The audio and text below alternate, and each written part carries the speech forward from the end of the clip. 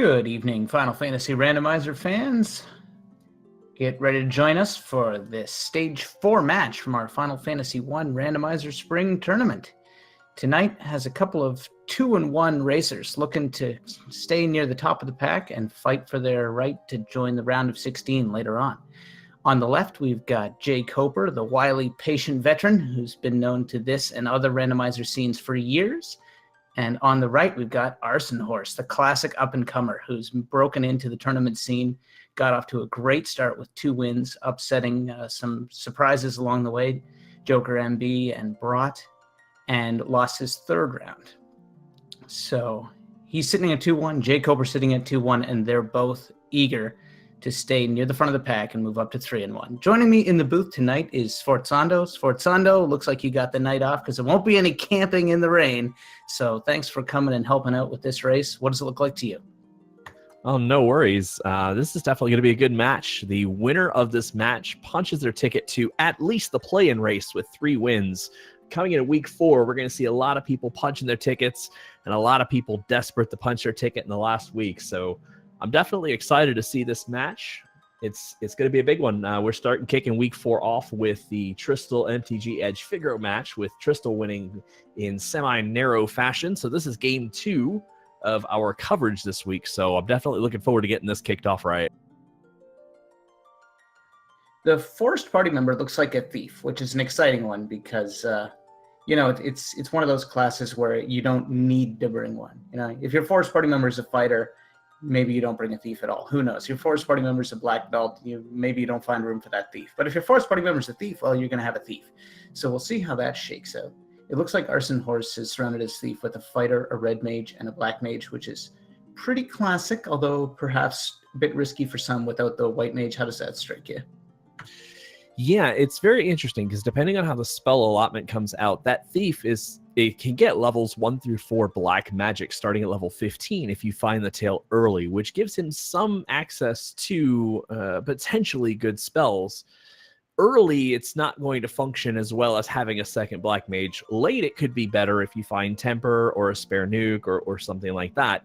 However, this offensive firepower comes at the expense of the potential of not being able to find key defensive spells down the road. With just your red mage, there's a possibility that certain spells can be locked out for the game.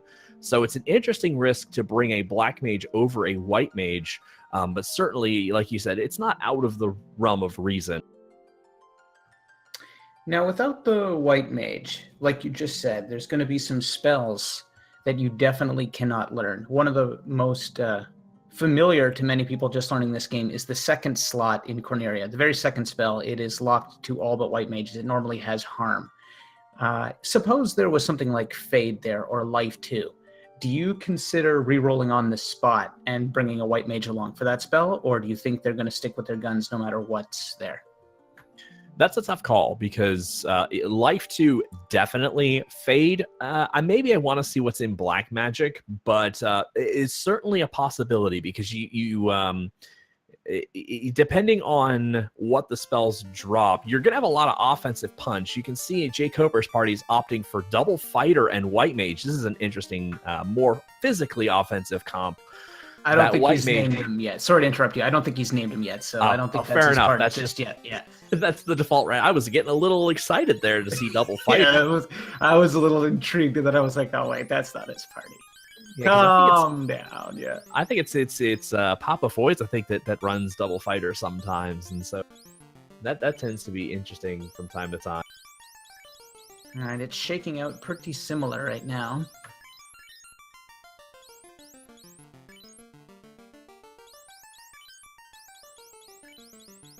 So for perhaps new viewers that don't know our runners, let's break it down a bit. Jkoper's got the 2 red mages, so even more versatility, even more, potential risk. There's a strong argument here that says red mages are almost always better than black mages. They can equip more weapons. They can cast almost all the spells. They get almost as many charges. They can equip pretty similar armor, except at the beginning, they get the chain.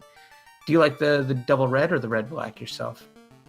It's a tough call, again, because you're kind of looking ahead, because if a fast or temper or potentially necessary spells there fall outside of level 5, like say they fall into the wrong slots, a 6 or greater, then you're kind of locked out of the ability to buff your fighter more than if you had just found the Power Glove or something like that. But Double Red Mage has a much better survivability with it having almost 100 more hit points at the same level, about 21 or so, than the Black Mage. So it's going to have much better survivability versus a nuke, as I think we're about ready to kick this one off.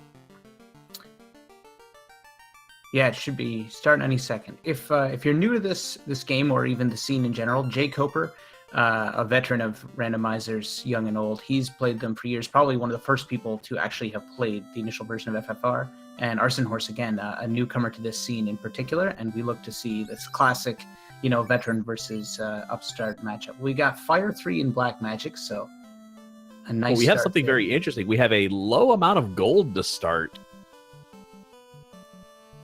And you can't stay at the inn. Oh, this is gonna be a bit of a doozy here. Someone bust out the manger because no one's sleeping in the inn tonight. And a Mad Pony right off the bat to make it extra interesting. So the experience gain is the same as all of our other tournament flags. These are consistent throughout the Swiss flags, and it's 2.4x plus 80. So one kill of the imp fight usually nets enough to gain the second level of magic, which is also key because it gives them extra charges of that level 1. As we are now looking at the white magic shop, and there is life 2 and cure 4 is in that white mage slot, so neither of our runners are going to have access to that cure 4, but life 2 is better than cure 4 by 1 hit point. Yeah, you're trading the ability to use it on the living or anyone in battle, of course, but life 2 is a pretty good substitute for cure 4, especially in that during the Topher dive where a knight with life 2, which will be knight learnable, can bring the whole party back right before the chaos battle and so on if the opportunity arises. Yeah, and let's not underrate Arub right there. It is a total party buff against death magic, and so that is something that, if we have a low on the ribbon count, then Arub could come in at a pinch if we don't find wall this game. Yeah, and I think it also gives you resistance to, is it status and time, I think? So it really covers a lot of the death elements, not just the death element itself.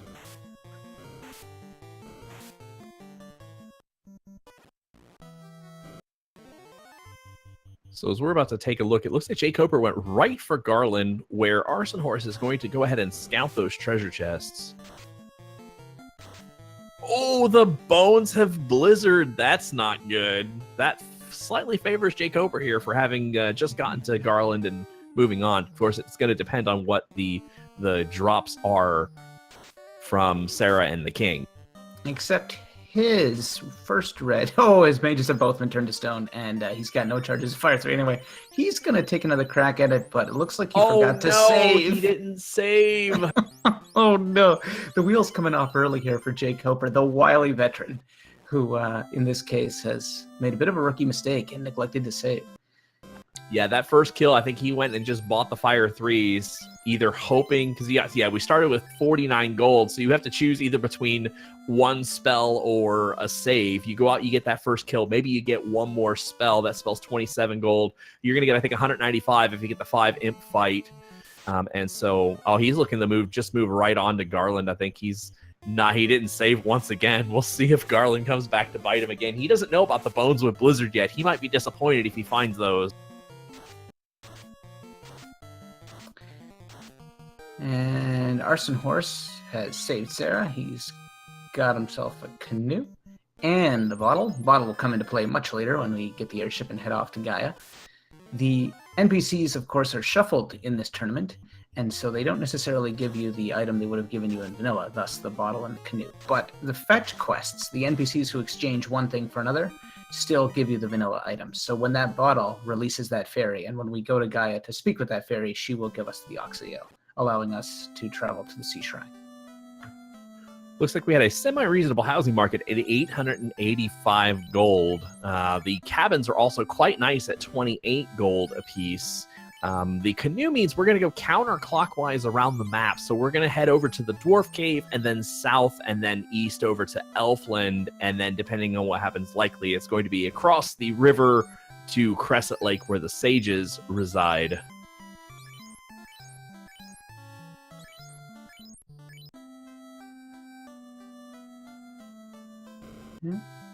Arsonhorse is moving west towards the dwarves. He's done a quick reset there. The ogre creep fight, not to his liking, doing a bit of save sleazing to work his way across the world map without fighting any encounters.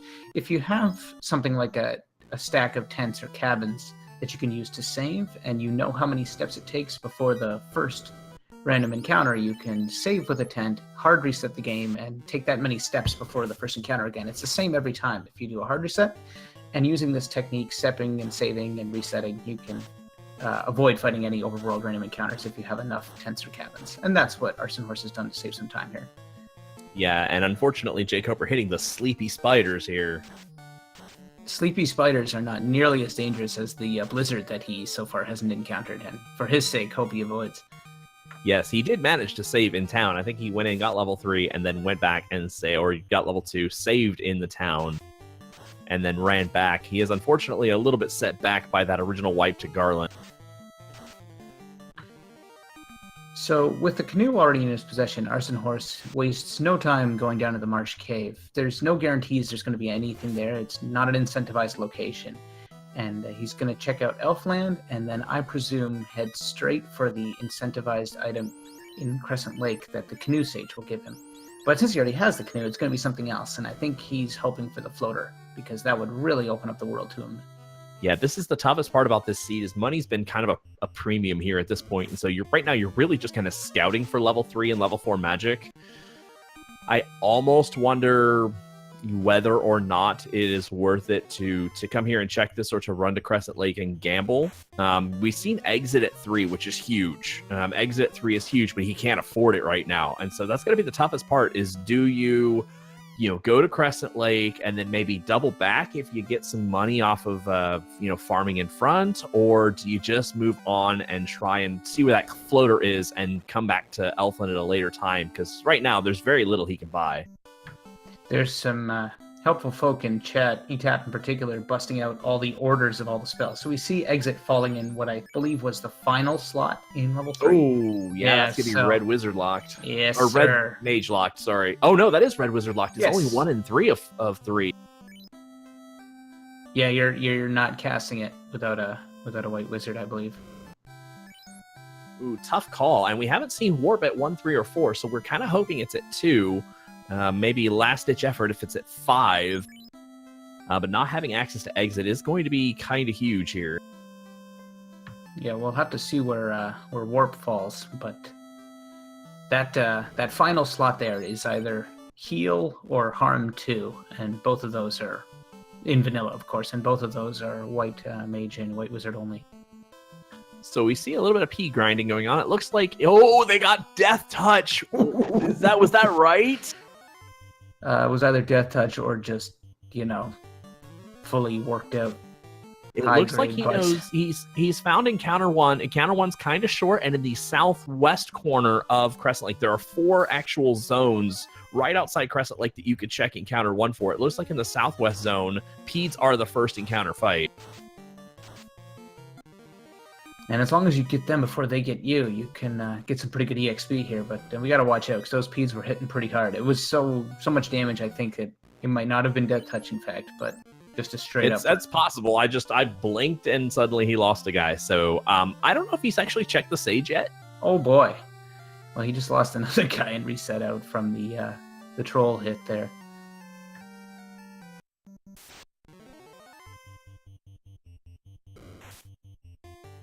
Okay.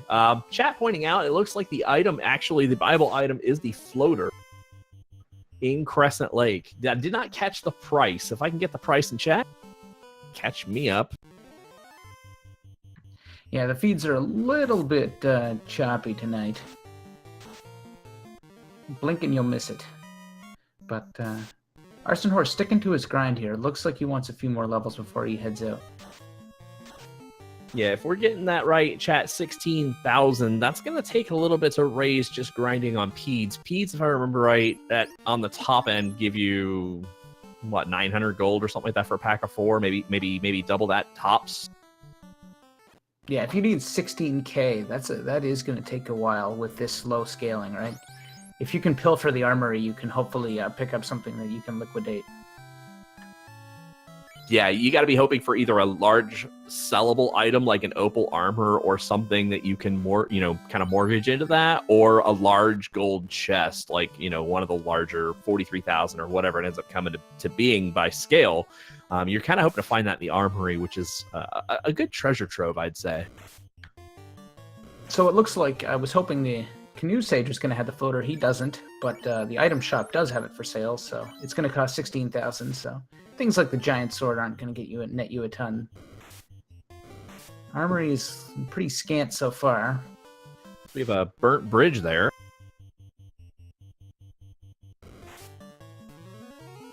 Opal shield's not bad. Ah, there's 5,600 flat. The Mass Moon, that's not actually going to sell for very much, but doesn't matter. I'm not selling that. No, and it looks like we may not be seeing the Trash Blade in this game, so... Well, we might not have gotten 16,000 worth of valuables, but Arsonhorse has found the Mass Moon, which is good for him, of course. The bad news, or at least the temper of that news, is that, of course, Jkoper should find that immediately, because checking the armory is something that people, should do with a capital S and capital D. There's too many treasures there to pass up. Well, it's like Arsonhorse made a tiny rookie mistake in going ahead and using the bottle. I don't know if he meant to or not, but it moved his heel to the other side of the item screen as opposed to right below the top cursor there.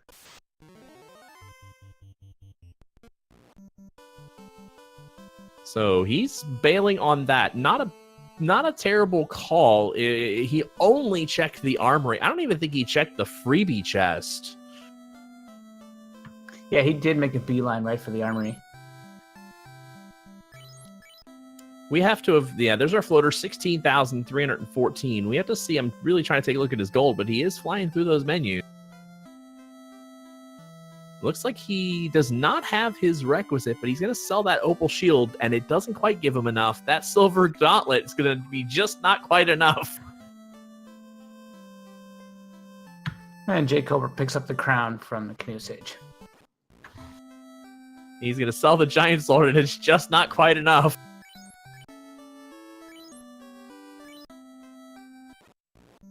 He needs like 200 and something gold at this point. As we see that the sages do have our crown, he's probably going to take a peed fight and push himself over that 16,000 mark, get himself this floater there.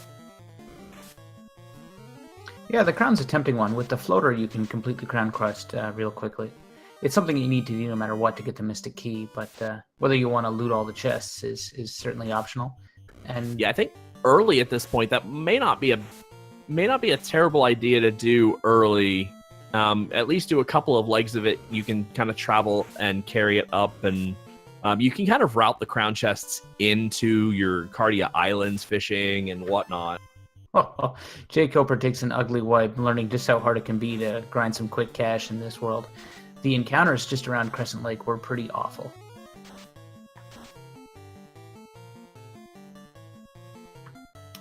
And Arson's got his wings, but he's not going to do the traditional move and hit up Sarda. He's going to go straight for Gaia and grab that Oxy Ale for sure, as well as checking out the shops. And we had really, really cheap silver bracelets. Unfortunately, he doesn't have any money. He's literally tapped out for cash. Yeah, not cheap enough. Yeah, the one downside to this play is if you find the tail early, like let's say the tail's at Bicky, you're going to have to double this place if you wanted to perhaps check that level 7 shop on your Black Mage. Yeah, like there are some incentives that I would have probably just taken care of on the way before flying here. Now, it's not actually very far to fly straight south here from where you get the floater, but I don't know if he's going to try and make a move with that Oxy Ale and head to sea right now, or if it's something they could have waited. Interesting discussion going on in chat right now. Did Arsonhorse get his crown from the sages? Because I think he got there, saw the floater, and immediately started farming. I don't know if he grabbed the crown or not. According to our tracker, he certainly hasn't. And I always trust the trackers more than I trust my own eyes. And that does also explain why I couldn't for the life of me remember what the Canoe Sage gave him. So all signs point to him not getting it. But I've got some bad news for you. I've got some now. good news. I've got some good news and some bad news for you. The good news is his Temper's in the top slot. That is Red Wizard learnable at level 6. The downside is Nuke's in the second slot. So Nuke is not Red Wizard learnable. So Jkoper is going to be without the Nuke spell this game. Yeah, that's another one in favor of Arsonhorse. You know, it's funny. I was talking about how many advantages the Red Mage has over the red, or pardon me, over the Black Mage, who really has nothing to his name except for access to all the black magic after promotion. Well, that could be important. Yeah, Red Mage I think is great if your black magic spells are front-loaded and your white magic spells are in the right slots. But if they're not, it can be pretty dangerous because you get certain levels far later than the pure classes like the Black Mage and the White Mage. The first charge of, because you basically can count level 7 out, you can learn the top slot of Black Magic in Gaia and the top slot of White Magic. As we see, Becky has the slab. You learn the top slot of White Magic in Onrak, but to cast those, you need, I think, easily level 26. Yeah, 26, and that's just something that's way beyond what a typical race in these flags do. Yeah, that's not happening. Not unless it's a ridiculously hard seed that requires tons of grinding. All right, so as we're window shopping in Provoca, we got heal 2. On the Black Magic side, we've got Fast and Brack and Lit 3. That's a pretty lovely set of Black Magic spells. Conf if you want to get wacky. So Fast being at 2 is an interesting play. With Temper being Red Wizard locked, it puts a bit of an advantage on Arsonhorse in his party comp.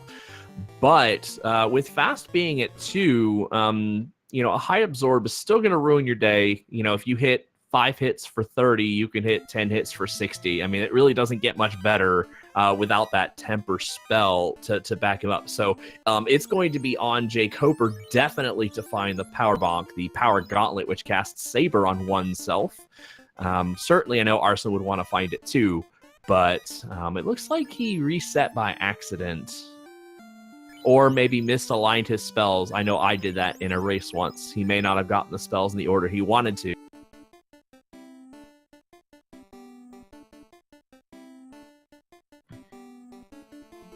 And take a second crack at the slab. So with the slab in hand, we can head to Melmond and get it translated at our leisure.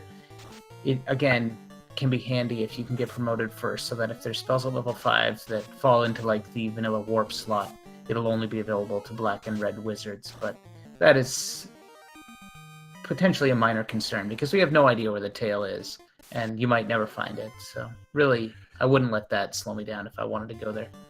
Yeah, we have 3 incentivized slots left, if I remember right. We have Ice Cave, we have Earth Cave, we have Ice Cave, we have Castle Ordeals, and we have the Waterfall Cave from incentivized standpoints. And then we're missing the Rod, we're missing the Tail, and it looks like we're missing the Cube as well. So in between those 3 slots, if the Tail is somewhere where it appears late, it could spell trouble if you want to get those fighters some life 2 charges.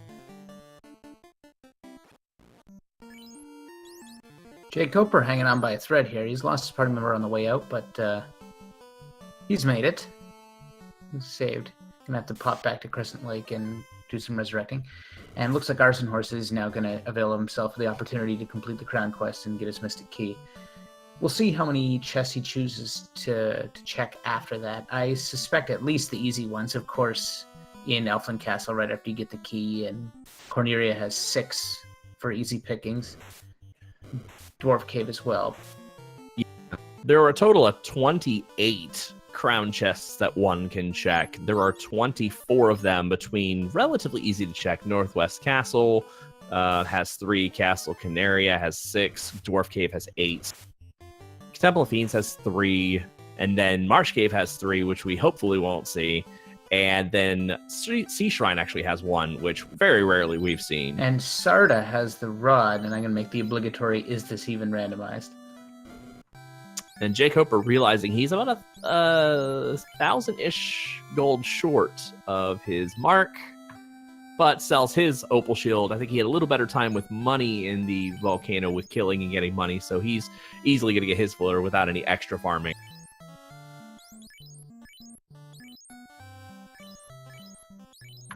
Good news for him. He'll have his wings. We'll see if he routes it a little differently. I suspect he'll head straight to Sarda first and then maybe do some of those other things. All right, Arsonhorse now in Melman. It's going to get his slab translated. That's a nice one to do as soon as you can, just so you don't forget. But forgetting is a pretty rookie thing to do anyway. You'll know when you get to Lefane because they will greet you with the familiar refrain. So we have single life at level 5 is locked to the Red Wizard. The Red Wizard only gets access to slots 1 and 2 in the White Magic slot, and life was in slot 3.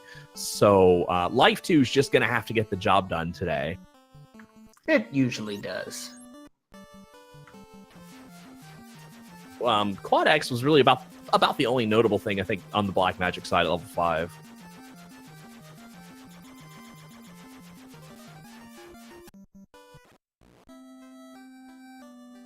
I'd like to see Arsonhorse here route north to Cardia Islands. I'd like to see him route north to Cardia Islands and then north again up to Elflin Castle. It looks like he's just going to make a beeline right for Elflin Castle, though.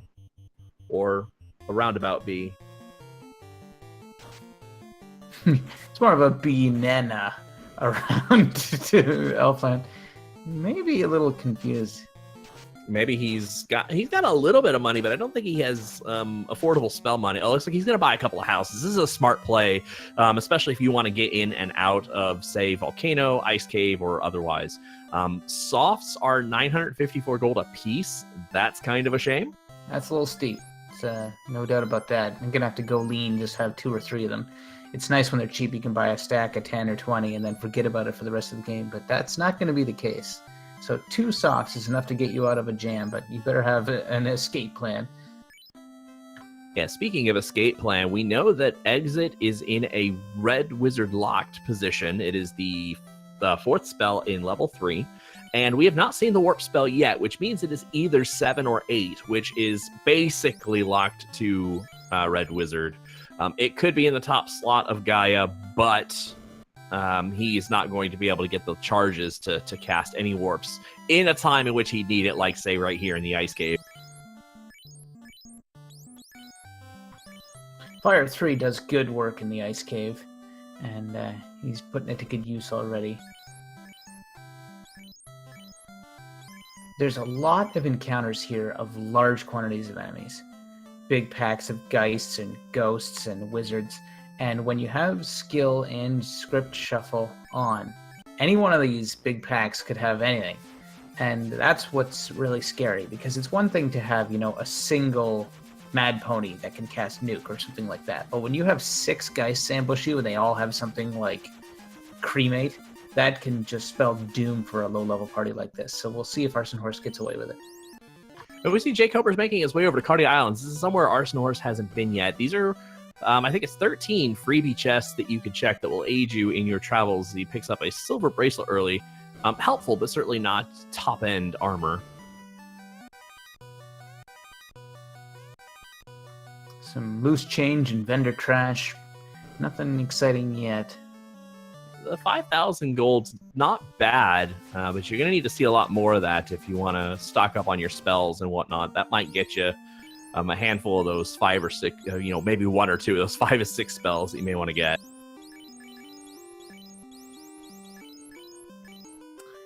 All right.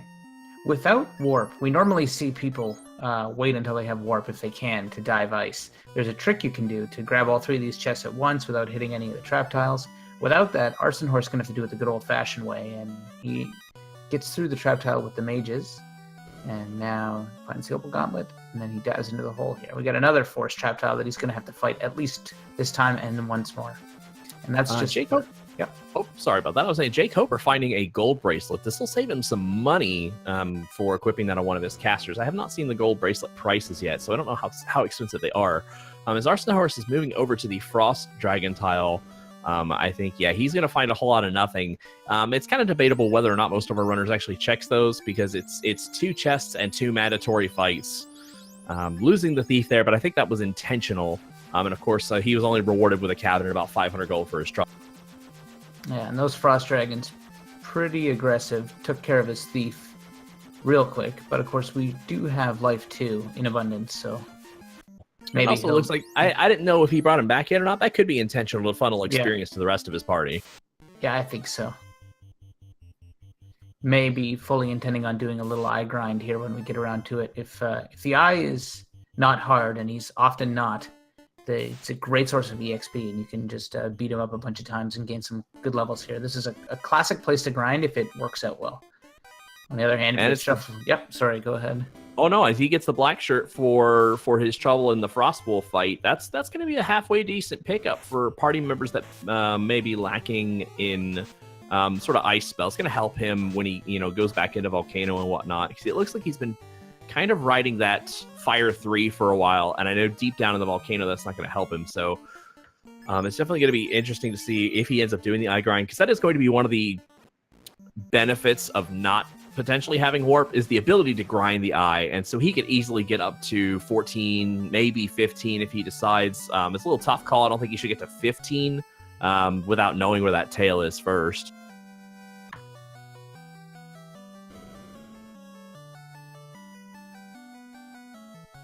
And for anyone maybe doesn't understand why would you stop at 15 before you got yourself promoted? Well, 14.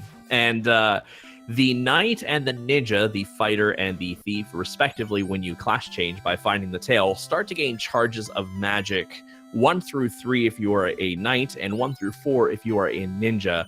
Those charges accrue every other level, so 15, 17, 19, and 21, where it will cap at the 4th charge.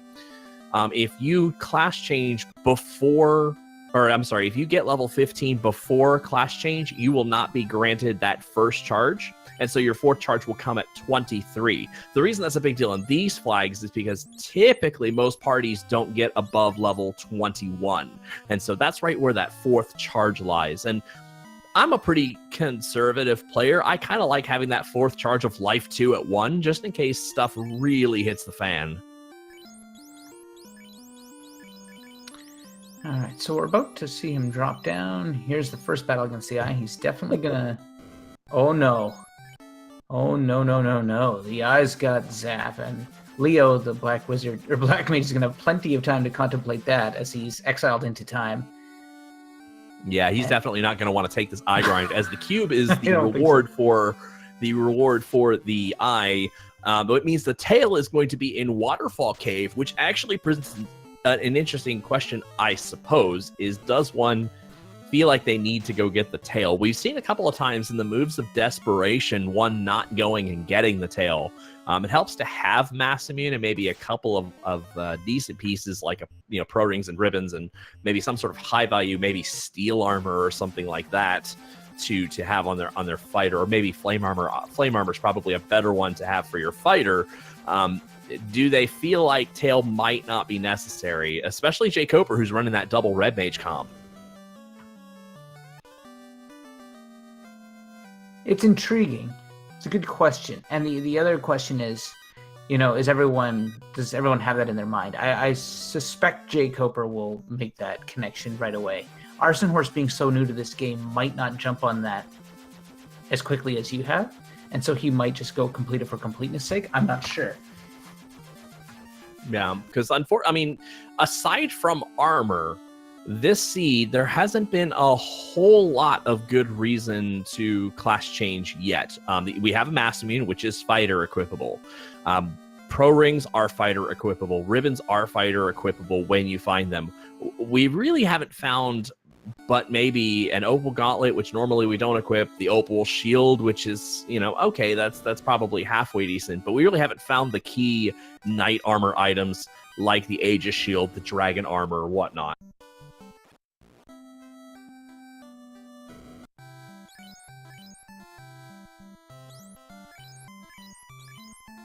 Jkoper doesn't find much of interest in the Elfland treasure chests. He now has his Mystic Key as well. Arsonhorse about 1 dungeon ahead, as he's just finished completing Ice and has the cube as a result. Yeah, that setback at the very beginning of the game really hurt Jkoper. Someone mentioned he's probably 3 minutes down. At this point, you're right. He is, of course, the whole of Ice Cave down. And as I think he's just now discovering, those red mages can't use exit. Those red wizards can't use exit either. Wall at 3 is not a bad pickup, though. It will basically take the place of a ribbon. In desperation, one probably could just get one ribbon, drop it on a red mage, and go, and let the red mages and the fighter cast wall on themselves. Again, providing that the fighter class changes. Yeah, you were saying we haven't found much gear to take advantage of the class change, but there's certainly some reasons to, from a magic perspective, getting your Night Life 2 and Wall, of course. So I see it as a pretty good idea. Yeah, class changing is definitely going to benefit Arsonhorse more than Jkoper, because Jkoper does already have 2 Life 2 casters, 2 Wall casters. This would even the number of those types of casters. Jkoper, of course, class changing would also give him the benefit of the 3rd. But of course, it depends on when they go to Waterfall Cave. And Waterfall Cave might be especially tricky for Jkoper, wherever that warp spell is. If it's at 7, Arsonhorse could use it, but not until 20. And so it looks like we might actually have to run in and out of Waterfall Cave to come out with the tail. So that's another risk assessment our runners are going to have to face. It's also a little bit of dramatic irony there as Arsonhorse pops into the black magic shop and buys Zap for his black mage who had just been zapped. It's like, I like it. I'll take one for myself. 10,941 gold for the gold bracelet. Rainbow Poogle's correcting me in chat. Thanks to she's our tracker tonight. Much appreciated. It looks like I'm missing a incentivized location. Oh, I'm missing Castle Ordeals. I was wrong about that. Yes. So the tail could actually be vanilla in Castle Ordeals, or it could be in Waterfall Cave. The loot actually is the other item we're missing. And that could be in the other location. We will have to see what our runners decide to do and what directions they decide to go before we know where those are. So we find a Pro Cape in Castle Canaria. That's kind of nice. It's a good thing they have trackers to keep us honest. Otherwise, we would just say whatever. Yeah, we could spout lies to you guys like the Vorpal Sword's the best sword in the game. Lies, damn lies, and statistics. And at this mid-hour mark, it's a great time, in fact, to thank our tracker, Rainbow Poogle, our restreamer, Norestra, who basically jumped on moments before this race was to take place because our technical difficulties kicked in, and he showed up and made it all happen like in a turnaround in a matter of minutes, and that's why we have the show tonight. So thanks to Norestra and Randomania for putting us up for the evening, and hope you enjoy the show. Yeah, definitely. If you like the content you see, feel free to give our runners a follow. Jkoper is somewhat of a legend, I think, in some of these randomizers and old school gaming. He does a lot of Zelda 1. As both of our runners are kind of high-fiving here in the Dwarf Cave, we see the Dwarf Cave's kind of loaded with Aegis, Zeus Gauntlet, and 38,000 gold. Right on. The Dwarf Cave has been so much of a bust lately. It's good to see it just stacked. I mean, I like dwarves with good gear.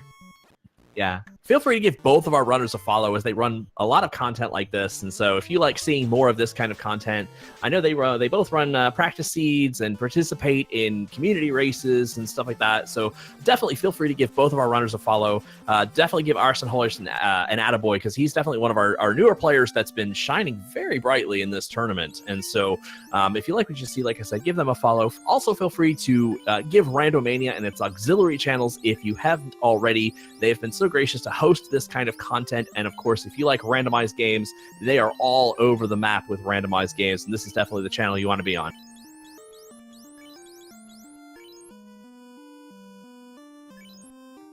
All right, Jkoper just taking care of a bit of administrivia right now. He's moved his gold bracelet down to CCCC, who I think is one of his red mages, yeah.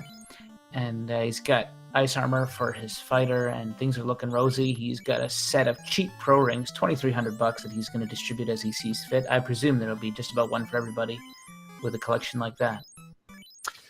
Definitely, and that pro ring is going to suffice until you find the power gauntlet for the fighter. But it's definitely the highest hand armor, tied with the opal gauntlet, the highest hand armor in the game. But all classes can equip it, and it provides death protection, if I remember right. It sure does. You can't beat the pro ring. And for that price, that's crazy. Yeah, they're just about giving them away. And indeed, he does purchase one for everybody. As we see Arsonhorse now coming around to Cardi Islands, collecting his gold bracelet amongst other loot. Cardi Islands looks like it was mostly a bust. That ice armor's nice, but I think you're definitely going to end up replacing that at some point. Yeah, it may not have been fair for us to say that Jkoper was behind by an entire dungeon because he had done some of that checking of the Cardi Isles beforehand. So he might be a little closer behind than we thought at first, but we'll see. He does have all of ice to clear. Yeah, he does have all of ice to clear, and it's going to be a full ice clear as we do not have exit. Exit is locked to the Red Wizard. If you guys are just joining us, exit is locked to the Red Wizard. Warp we have not seen yet. It is either 7 or 8, which is by and large Red Wizard locked, as they won't have any charges to cast it, even if they could.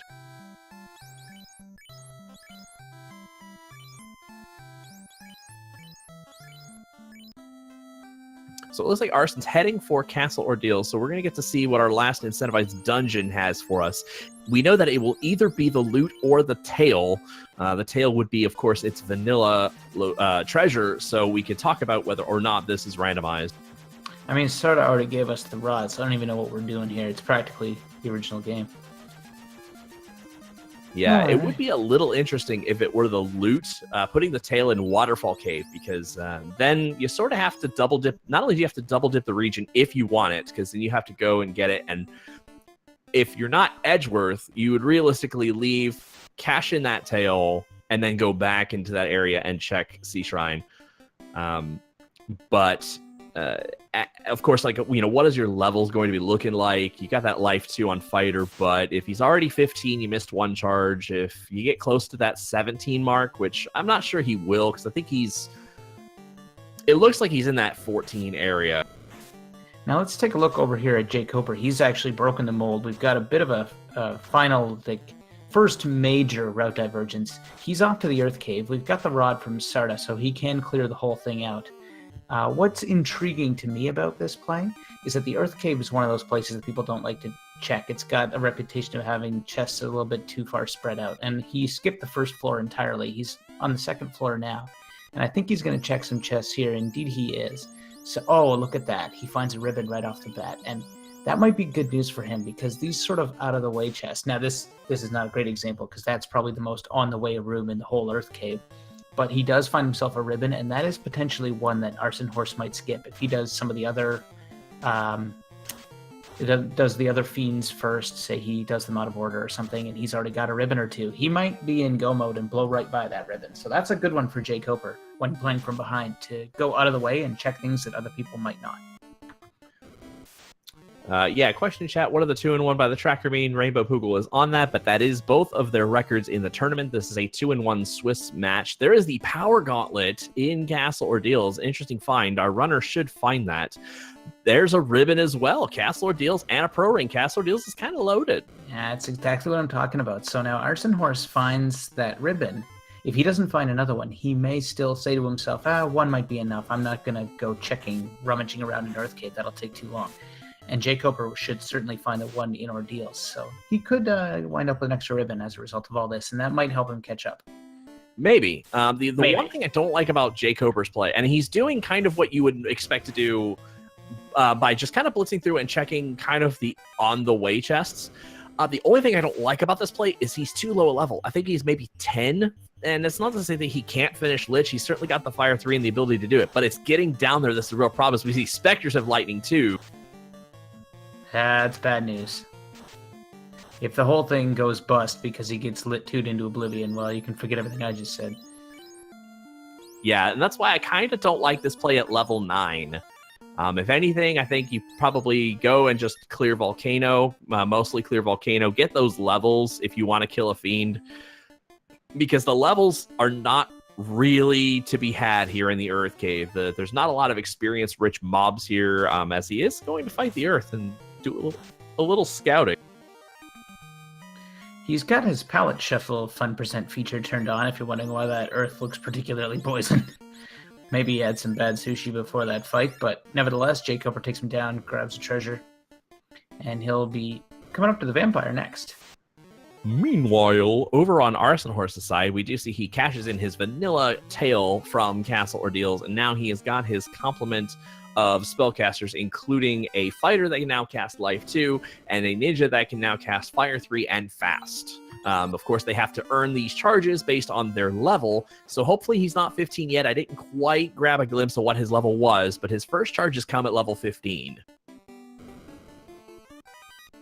Jkoper dispatches a particularly pale vampire, grabs about 3,800 gold from the vampire's treasure chest, and moves on to the next floor, which he looks like he's going to clean out as well. That dragon, there's a dragon armor in Earth before in an interesting location. Arsonhorse might check it because it's a nice little rich room, but it really depends on how he feels when he gets to the Earth Cave. If he feels like he's in go mode, he may very well skip that chest. The dragon armor is the best knight armor in the game. It has the highest absorb as well as fire, ice, and lightning resistance. And the fire one's kind of important for things like Inferno and whatnot. But it's the knight's best armor, and if your knight is kind of your front man, you kind of want it.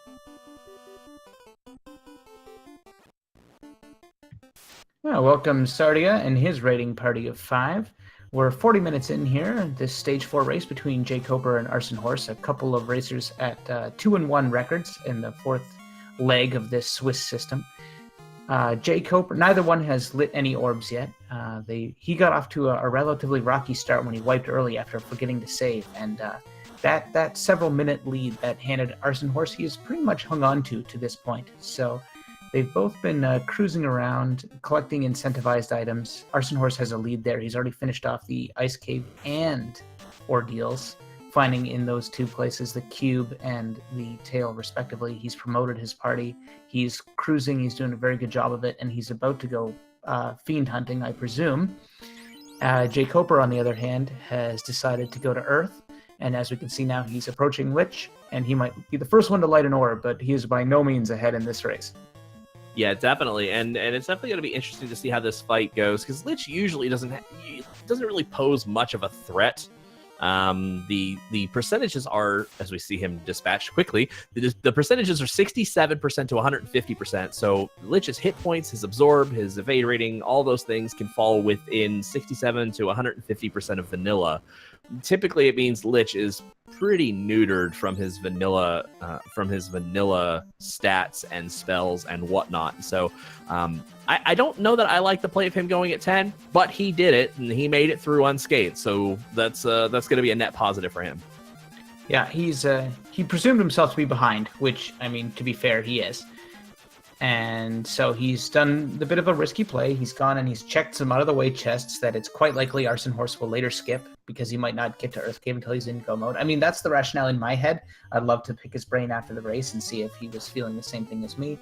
And it's paid off for him in a way because he's found a ribbon that was somewhat out of the way, and he found dragon armor that was somewhat out of the way. And if Arsonhorse doesn't get either of those two things, that could help him come back. It may all amount to nothing, of course, but in the end, the risk has somewhat paid off for Jkoper. Meanwhile, on the other side of the world, they're high-fiving here as they blow by each other to and from the Fane. I think Jkoper wanted to get the Earth Cave done while he had the slab translated. It's sort of a regional thing. I mean, I like it if he's higher level, but I also don't mind the play as well. He's in the area of getting that slab translated to go and take out Lich while he's there, so he doesn't really have to make that trip back to the Melmoth area. It looks like Arsonhorse, comfortable with his cube, has just gone and got the chime from Lefane, meaning he can now full clear the Mirage and Sky Castle. And by doing that, of course, that'll light his orb. It looks like he may well do them completely in reverse order. We know he already has the Oxyale too. And we see he's getting 14 and 12, so he definitely cleared the appropriate levels for his party. Didn't overlevel, is going to get those charges just fine. I like this play because this is going to be the highest experience-rich monsters, and if he's still going to treasure grind, it's also going to have among the highest density chests in the game. I do like this play a lot. Yeah, Arsonhorse looks really good here. He's done everything in the correct order. And he's got a low enough level party that he's going to get all his charges right away, as he said. He's kept the black shirt off his black wizard. Now, You may wonder, black shirt's pretty good piece of armor. It's tied with the gold bracelet, but it also, resists ice and it resists time. And that wizard got zapped not that long ago, so it's probably on his mind.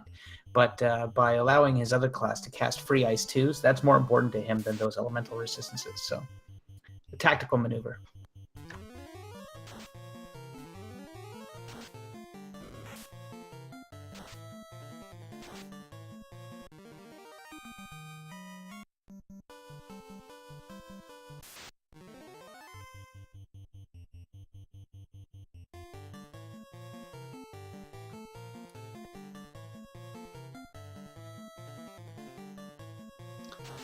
Alright.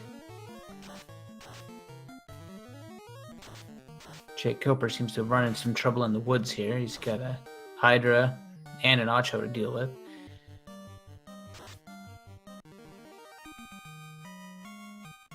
Both are monsters that can be very pesky and annoying.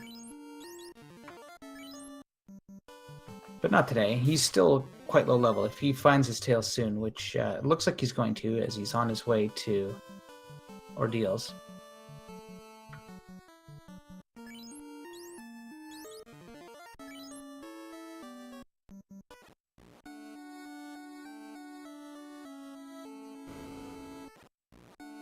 There's another solid pickup for Arsonhorse, finding the defense sword.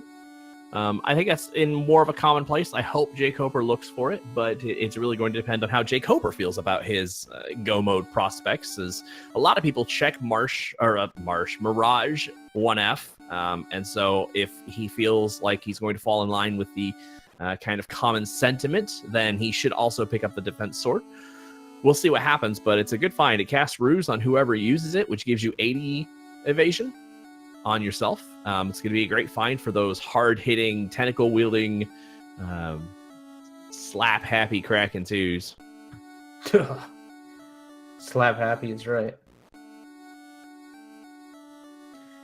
Kraken 2 doesn't ever get Death Touch, but it's just as though he has it anyways.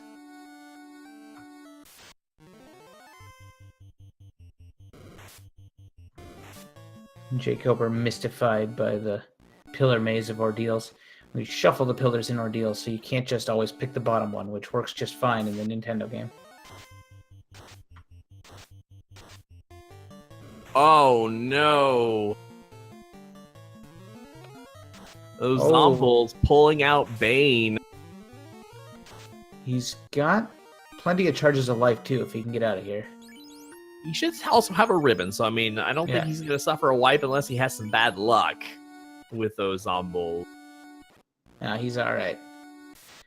And just like the Hydra he defeated in the woods moments ago, this party can claw its way back from a single member as long as one of those two red mages survives the fight. Speaking of which, not again, he says to himself. Oh, the first skill in Zomble is Thunder, thanks to the ribbons for lowering the amount of damage that deals, but still, that's just not something you want to see. He is ripping through charges of Fire 3 and Life 2, which are sitting side by side at level 1.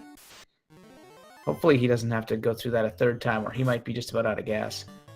And Arsonhorse is just booking his way through Mirage Tower, not hitting up any of the treasure chest rooms. I'm not 100% sure if I like this. Maybe with one ribbon, Massa, Aegis Shield, maybe he feels like he's ready to be in go mode. Defense Sword, maybe he feels like he's ready to be in go mode, but he definitely still could use some levels, and so I don't think it's necessarily a terrible thing to go check those treasure chests on the left hand and the right hand side. Yeah, it's almost a little premature, especially because of how dense some of those treasure chest rooms are, but it really depends on, do you feel... there, Jkoper picks up his power bomb. Do you feel you've got the levels to take out Tiamat? Is your party strong enough? Because if your party's strong enough for Tiamat, maybe forget about it. You just want to go mode. Yeah, he's just now hitting 15, which is going to be a little troublesome because you're not going to gain too many levels out of the Sea Shrine. Just because the mobs are worth less experience, especially if you end up hitting the Wiz Sahag fight. That one's not a high value fight that is by default unrunnable. And so the only thing that's really good out of there are either double Gershark or Gershark Big Eye. And unless he hits a couple of those, coming out of here at about 15 is a little low for my liking. Yeah, some question from chat. Has the pillar soft lock been fixed? Yes, our fearless leader Jkoper patched that a while ago. We finally settled on a solution that, well, not to get too technical, but it allows you to go almost infinitely through the teleporters.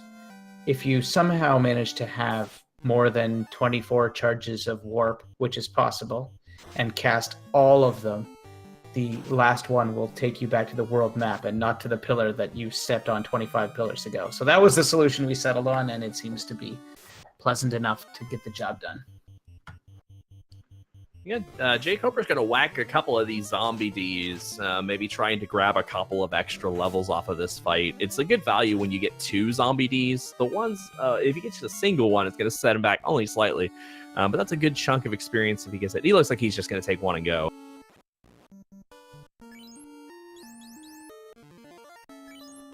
Yeah, playing from behind, I suspect he was almost hoping for a progression item that maybe Arsonhorse hadn't got yet.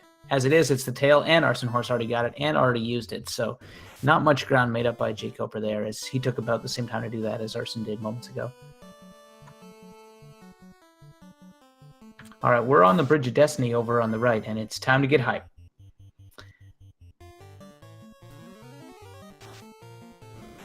Yeah, so let's get those Bless RNGs out in chat. If you guys want to see a Warmac.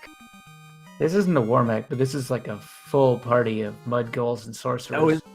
Oh, okay. I thought the sorcerer fight originally was unrunnable, but the mud ghoul sorcerer fight looks like it's fine. There's our Warmac. Arsonhorse is not having any of that. Gets away right away. That's a shame. A true shame, but you can't blame him with the levels he's got and the lack of magic spells to help take that thing down. Yeah, not when Fire 3 is your best spell at this point, and you have like very little, if any, temper charges, and maybe fast. Oh, yeah, and his hit is still a little out of gas there. That was not going to happen. There'll be no Bane for Tiamat. The red got mage. One on red wizard. Oh yeah. Black and Wizard in the first shot, he gets it. Unbelievable. You got to be good to be lucky. You got to be lucky to be good. And sometimes it's better to be lucky than good. So, grats to Arsonhorse on that Bane kill at Tiamat 1, and he will move on after lighting his first orb, the Orb of Air. We'll see where he heads next.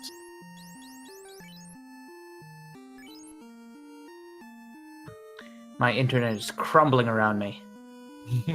Well, he is making his way to the volcano. It looks like he's going to bore down and get down to Carry. And so we'll see how many chests he checks between here and Carry.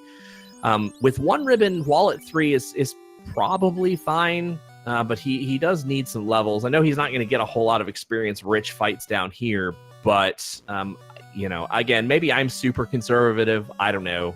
He could be fine for all we know.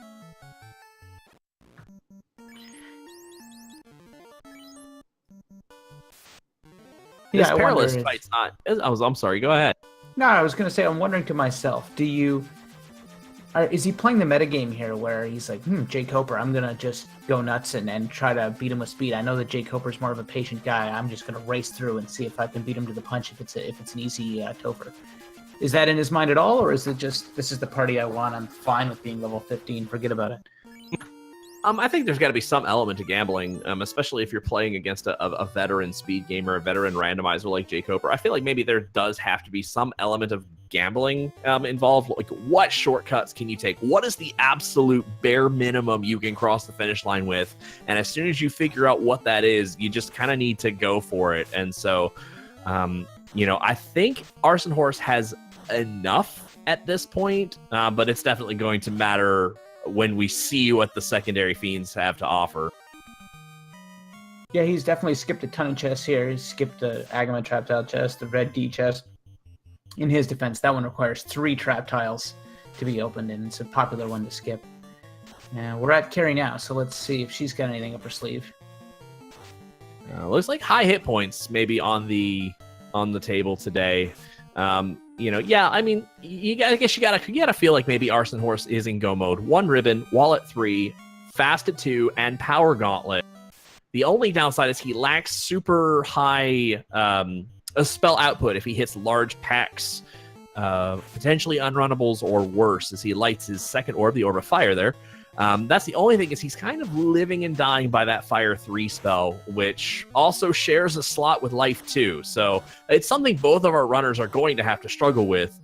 It's just going to be a matter of, how much can you kind of go with. He's going to get that nuke at 6, I think, if he walks over to the Light Magic shop here. And Carrie goes down without much of a fuss, checking off Arsonhorse's second orb. There's the level 6 nuke, tantalizingly out of reach for the red wizard, but available for the black wizard.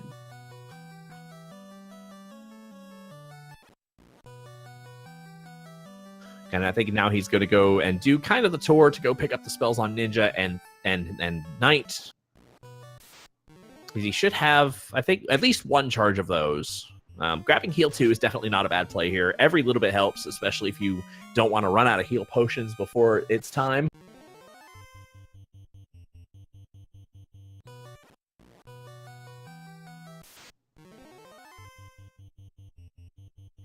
And critically fast. Lit 3 also can really help you out depending on the situation on maybe the water floor. Yeah, I think you have enough black magic casts of that you might be able to get away with casting a Lit 2 or Lit 3 here and there. Because realistically, you're only really going to need perhaps 5 fasts throughout, one for each of the fiends and chaos. So you might be able to burn a charge or 2 here and there of Lit 3 as it's necessary.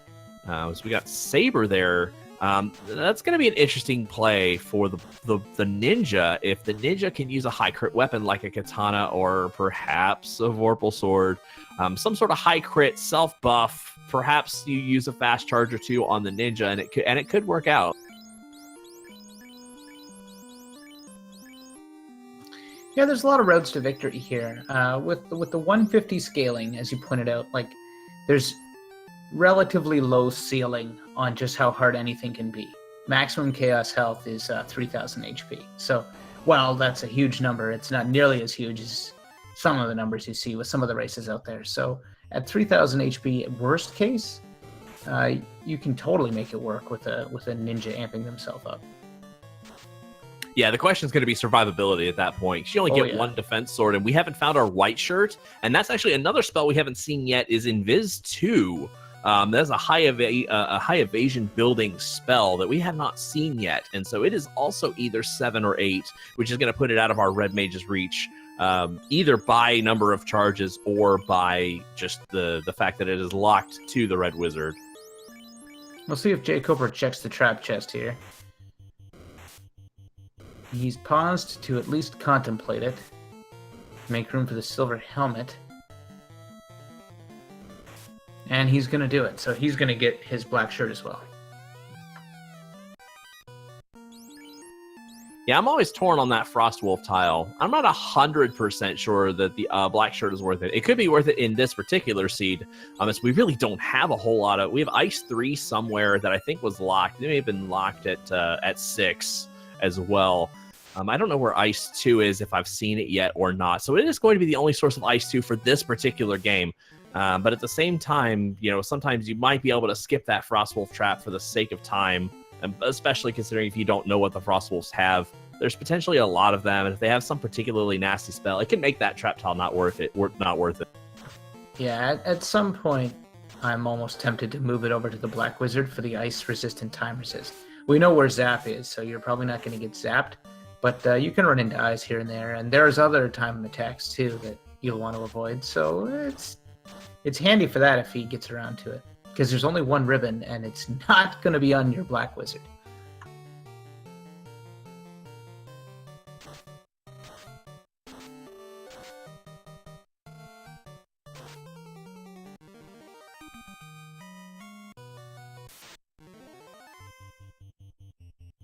Say hi to the vampire, everybody.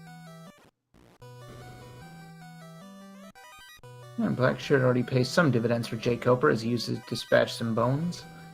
Say hello to the vampire. Hello, vampire. Goodbye, vampire. And so it looks like, at least with the early turn, that Arsonhorse is going to skip the 5 chests in the north side of the room, which I totally get, given his MO so far. He has skipped a bulk of many of the chests not found in the way. Unfortunately, he's going to miss out on the dragon armor for that. But, like I said, maybe he's got to feel like he's in go mode at this point and just can't check anything not out of the way. Well, Jkoper dispatches the eye without falling to zap, and then he gets zapped.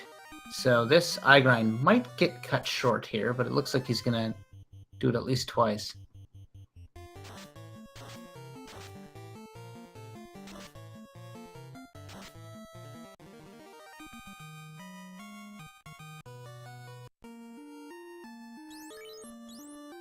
I think he might be going for it. It looks like he might be shuffling his inventory around to maybe make this a dual grind of a fighter red wizard. So it's gonna be interesting to see what he does here. First skill is Dazzle, which I can't remember if Dazzle is like single target trance, because trance doesn't care about your ribbon.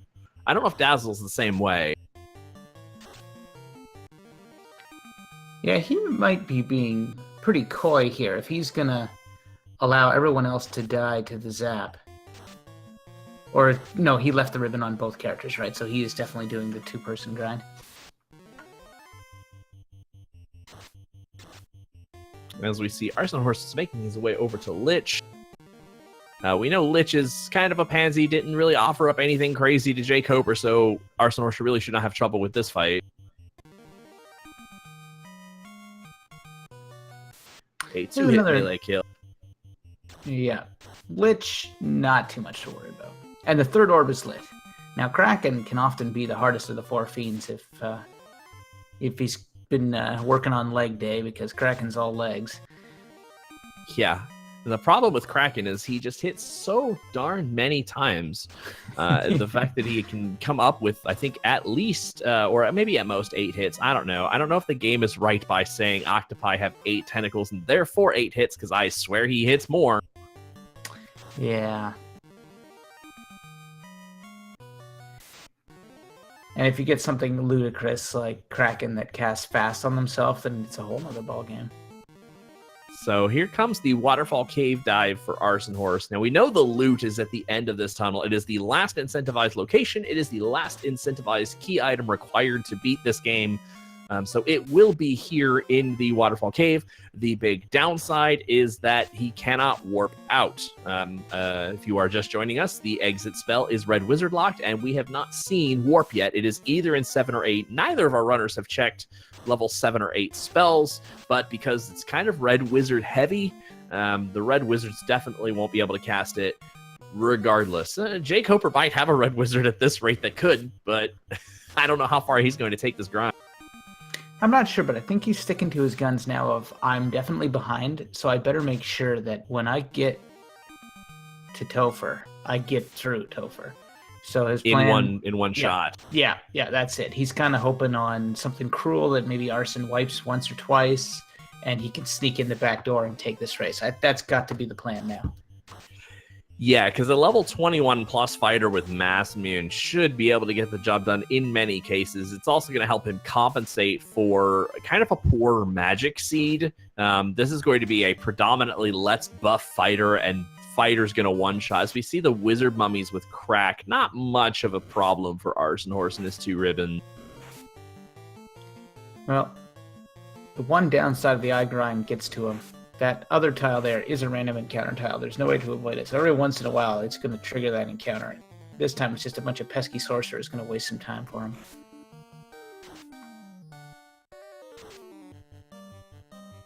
And so now here comes the walk out for Arsonhorse. It looks like there's not too much struggling on his part to really get through. That crack is really only busting through that black mage, which is not an issue for life 2 at level 1.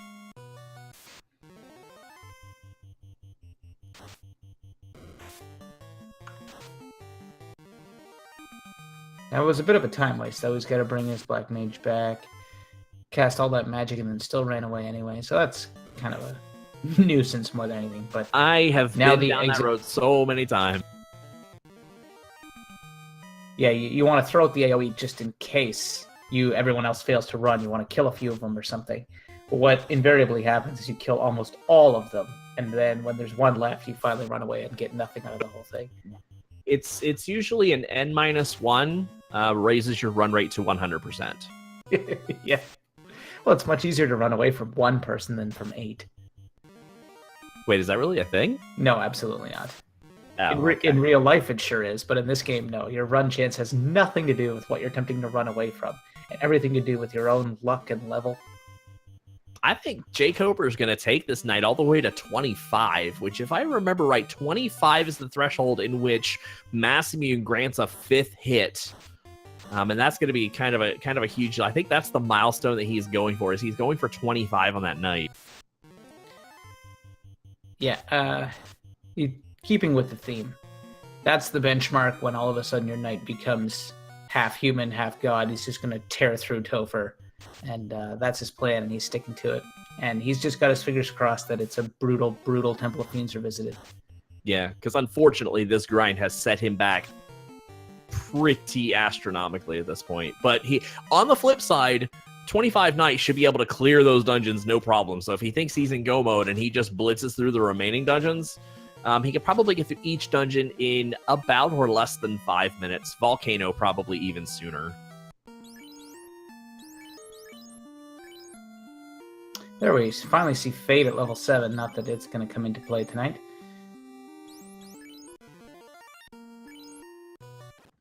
Arson not bothering with the inn. He's heading straight for Kraken. We'll see if he wastes any time visiting the mermaids or anybody else. He does a little dance around the pillars. Maybe thinking about going to that treasure chest and then thinking better of it. Yeah, I don't expect a mermaid's dive. With no warp, no exit, it's a deep ways down and a deep ways back. So I think he's just going to gun it for Kraken, maybe check Sharknado. Yeah, he already went towards Kraken, so the mermaids are going to have to wait for another visitor. And I think the only room, like you said, is the Sharknado room. And probably not the trap tiles, just the 3 free chests. Yeah, because you might want to find a 3rd ribbon would be really nice. But at this point, that's about all. Maybe the white shirt. The white shirt's actually going to go a long way. Defense sword's going to be nice, but white shirt's really going to go a long way towards trying to ensure that his party lives. And Jkoper wraps up his grind, so time for him to start laying waste to fiends with his recently beefed up promoted party. And we'll see if he ever gets an opportunity to come back here. He's now quite a ways behind, and he's just kind of hoping on a trolley Temple of Fiends Revisited. Yeah, that's the only thing that's even remotely going to save Jkoper at this point, is the ability to just plow through it with a 25 knight. There's no guarantees in life. Like, there is the possibility that you could get rubbed through a wall, and so that's definitely got to be a very real thing that can happen to him. So even then, it depends on how many attempts Arsonhorse can get through before Jkoper gets to Temple of Fiends. You sure you can get rubbed right through a wall? Right through a wall. I promise you it can happen.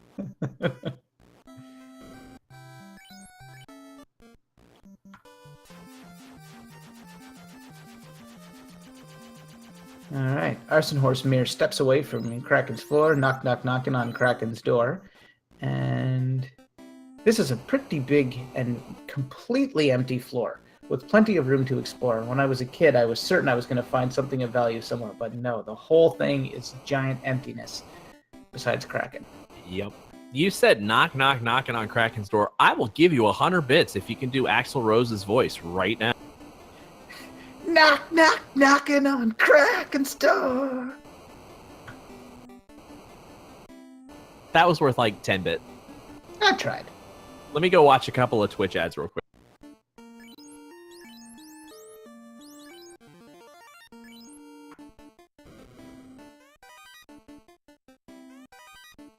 So Jkoper's about to check the chests that Arsonhorse really plowed through. We see he gets the Sun Sword for his efforts. It's going to give his one of his actually at this point his thief or his ninja, because he doesn't have a katana yet, I don't think. It's going to give his ninja something better to wield than an ice sword. Oh, as we see Kraken 2 kind of getting slap happy, or Kraken 1, I'm sorry. It was just getting slap happy. I think it's Kraken 2, but Nuke gets the job done, and Kraken 1's down. Good old Nuke. Drops like 370 damage. Now that's a proper piece of black magic right there. None of those imposters with their elemental entanglements.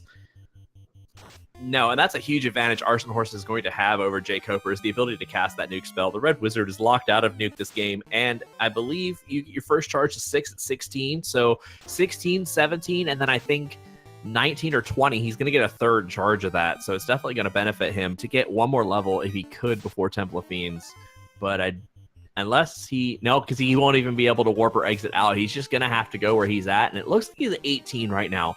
18's probably fine. You really want something that gives you the best chance to survive a nuclear while simultaneously accounting for speed, because obviously, being 25, you're going to stand a really good chance of surviving nuclear, but you're trying to think of the bare minimum threshold here, and I think 21 really gives that to your party, with the exception, of course, to the Black Mage. We're just going to expect he's going to die. Black Mage is always the first to go. So we see the bad men are unrunnable, so letting the bad touch out all over Arsonhorse here. Doesn't look like he's hitting the knight too terribly bad. I think he's kind of taking it light on the rest of the party. The bad men look not so bad. Maybe they're more okay men in this siege. Fire's got crack, which isn't convenient. And DDDD is slain. But that's just a minor inconvenience for Jkoper. Did you say the fires had crack? Yeah. That's very interesting, because the wizard mummies also had crack. Everyone's peddling crack tonight. Alright, Carrie with a particularly 80s beach look. That's good. I like it. It's a good look. I imagine Carrie's wielding those little martini straws, or martini spears that look like swords. That's exactly it. Like a little naval cutlass through like a cocktail olive. Yeah.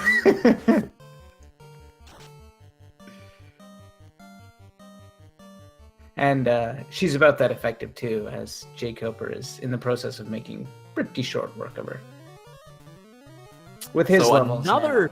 This is a 9-pack now of unrunnable bad men. This is kind of a rough section for Arsonhorse here. Unfortunately, the biggest thing about this is he burned a nuke, and he's going to burn some Life 2 charges, at least 2 of them right now. And that's just resource. That's huge resources that Arsonhorse is going to have to use in this fight. Well, that kind of thing bodes a little bit well for Jkoper. His only hope is a lot of stuff like that, and then once he's all drained and beaten down, the final fiend's really putting on a bit of a show. So that remains to be seen. Yeah, unfortunately, I think on a smaller scale, I think it actually does hurt Jkoper, because he does not have the same AoE firepower. Yes, Arsonhorse used a nuke, and that was probably, I don't want to say premature, but when you only have 2 of them, it's tough to use one on a 9-pack of bad men. Oh, and the Chimera, Jimera. Old Jim fight. It's like the Jim Nance era, Jim. Yeah. This is also unrunnable, and a 5-hit paralysis touch, and down goes that ninja. Holy smokes. This is really devolving here. That's a tough call. Yeah. I don't know if you've made it so far, but you've burned these resources, you've burned a nuke, you've burned a couple of Life 2s, would you consider resetting that and trying getting a better draw at the unrunnables? That would be the kind of sort of veteran move that I would never expect Arsonhorse to make, but that he still might do and totally impress me. So that's what tough. Yeah. Here's another unrunnable fight. Boy, this is Temple of Unrunnables tonight. Exactly. There's some point where you're like, you know what? I'm pretty sure I'm still ahead. I've been playing a great race. If my counterpart is ahead of me, his party must be even more shoestring than mine. I'm going to get out of here, save it, have more charges. I gained a bunch of levels and take another crack at it. But no, he looks like he's going to dive for the win. Yeah, I did not catch his entrance time. I want to say his entrance time was in the 110 neighborhood, but that might even be high. It might have been in the high 10x. But those unrunnable fights are setting him back a little bit. 2 packs of Badmen, 2 packs of Chimeras. Yeah, if you're wondering why he's not resurrecting his party members, it's because they'll just get killed again. They don't have ribbons. There's a lot of things in here that are going to take their lives. As I say this, he just goes ahead and does that. I suspect he'll bring them back before Lich anyway, but he doesn't want to bring them back only for them to die and him burn through all his life 2 charges. So I believe that's the plan there. Wait until the opportune moment. Yeah, unfortunately or unfortunately, depending on how you want to look at it, he makes it to the Lich fight, but at the same time, not having that Ninja alive does hurt his run chances a little bit. That Black Mage is going to have the second highest run rate, but definitely you want your highest runner in front, as he does not resurrect that Ninja. No respect for Lich. Really slow playing the Ninja here. And there it goes again. So, Poison Smoke takes out the poor Black Mage. Never even got a shot off. But neither really did Lich. Just one little Poison Smoke and suffers death at the hands of the Massman.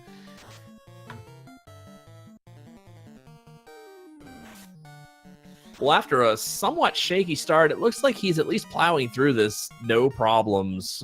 Taking down Lich, not even seeing Lich, is aside from Bane, not really seeing much left of the skill set, spell set, just plowing right through that. The other big thing about those unrunnables being front-loaded is he did actually gain probably 3 levels out of that, which is really nice. Yeah, no doubt. The levels in Topher are easy to come by. The experience points you gain from most of these encounters through the roof compared to anywhere else in the game. And I mean, it makes sense. It's the last dungeon, right?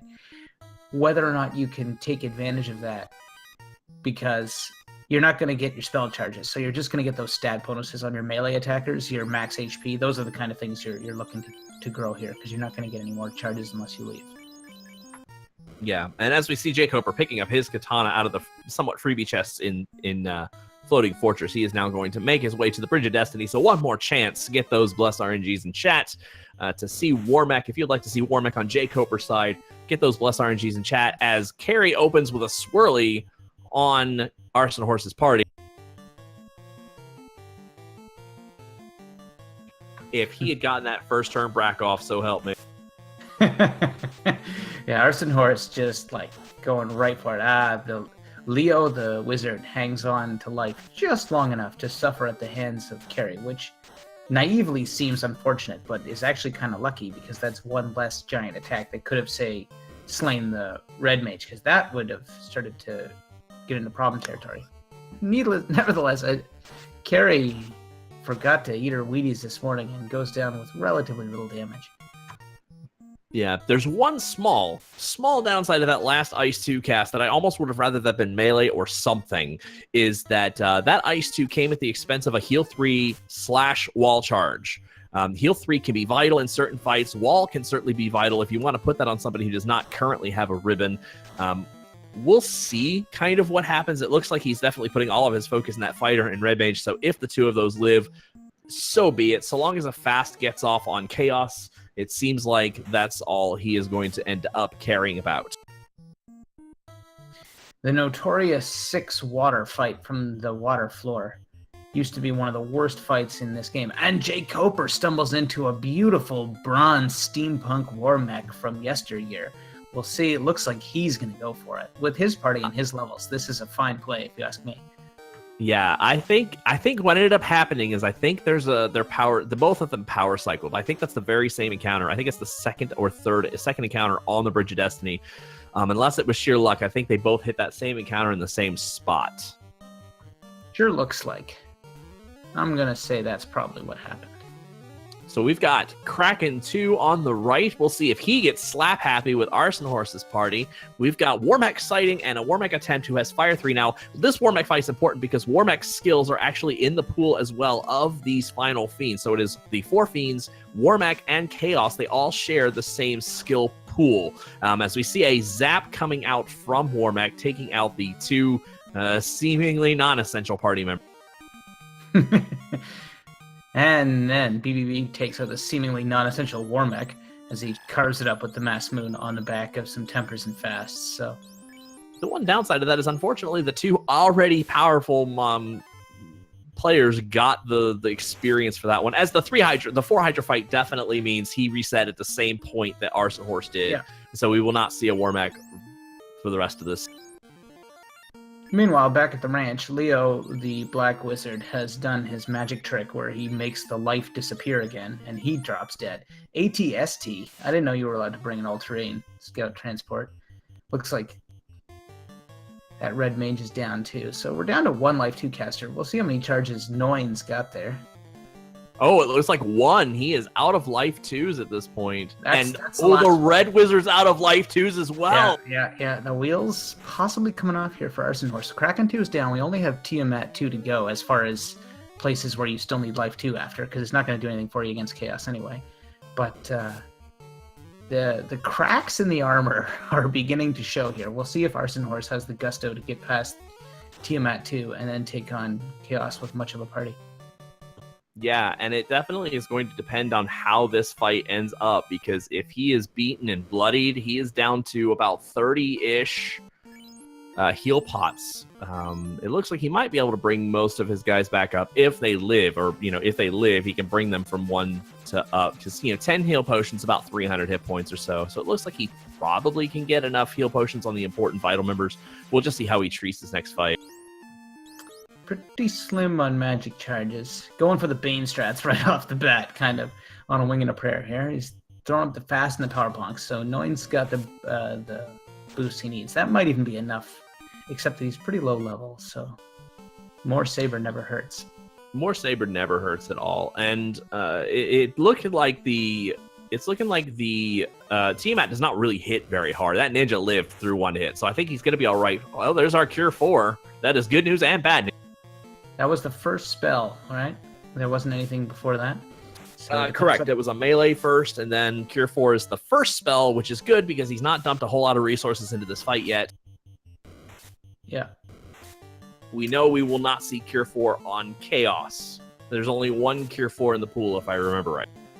And Tiamat's default health is 1,000, so the max there can be is 1,500, and much of that has already just been done now with several multi-hundred hits landed. 2 more from it was ATST. 1,100. We're about there, yeah. We're getting close anyway. I don't think there can be much left in Tiamat's tank. Oh, there goes Although Leo. he is going to be down his Black Mage. He's the one with the charges of fast, so that's not I don't know if good that news. Red Wizard might have a charge of fast left. I don't know. A ninja might too, who just also hung on by a thread there. That would have been something if that ninja dropped too. Yeah, so Arsonhorse is going to go into this fight down 1 player, down that Black Mage. Oh, and those airs are hitting hard. He can't lose that ninja.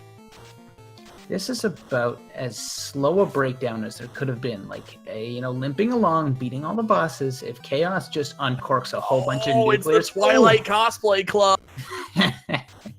They can never 98, that's 3 more. Okay, he's going to make it, I think. Yeah, unless he gets a 1-step right here. Okay. I just realized the words came out of my mouth. It could have been a commentator's curse right there. All right, so we're on to Chaos with full health on 3 members. Gonna just do a quick item check. Just look at the level 2s. So there's 0 level 2s on the ninja. That's the only one. Oh, there's 1 level 2 on the Red Wizard. So he's got 1 critical charge of fast, which he'll probably uncork before that Red Wizard just gets obliterated, because that might happen. Yeah, and hopefully he gets that off and he doesn't... Okay, he gets it off. That's off. And the defense. Oh, still early punch 87. hard. Yeah, we'll see if Chaos is just swinging for the fences, or if Chaos has other tricks too. We haven't seen really any nukes or nuclears, have we? So we could be in for a light show here if we're not careful. Oh, the ninja's down. There goes Matt. He did his job. He was supposed to eat that hit. So that is the whole point, is to eat that hit and make sure he gets enough buffs, Lots of buffs. viably to survive. And the crack's a good sign. Crack's a good sign. He's not messing around. This is about the 4th or... stun is not much to worry about either. So maybe Chaos Maybe Chaos isn't the trolley Chaos that Jkoper was hoping for. Can't hit the 9 anymore. Now it's just Yeah, and power it up. looks like he should be fine, barring any like major nuclears.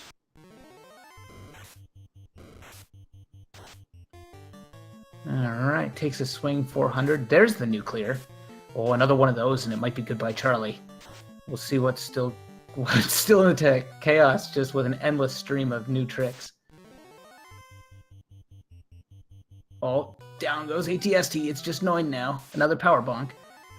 Fire 3's not much to worry about. 192 HP. 6 hits, 292. The physical attacks can't do it. Yeah, the physical attacks are not doing it, but Chaos looks like he rolled high hit points. He could roll up to, I believe it's 3,000 hit points. 341. 9 swinging away. Dodging another physical attack. 341 terminated. That's it. Arsonhorse. That's it. Pulls GG it Arsonhorse. off by the skin of his teeth and is tonight's champion. He'll move up to 3-1. Jkoper will fall to a 500 record of 2-2 into the meat grinder at the center of this tournament standings.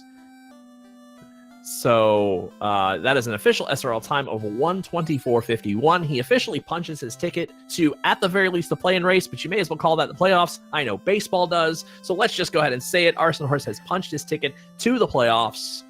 Congratulations to Arsonhorse. We're going to try and get him in here for an interview, see if he is available or if he needs to take a quick break before coming into the booth.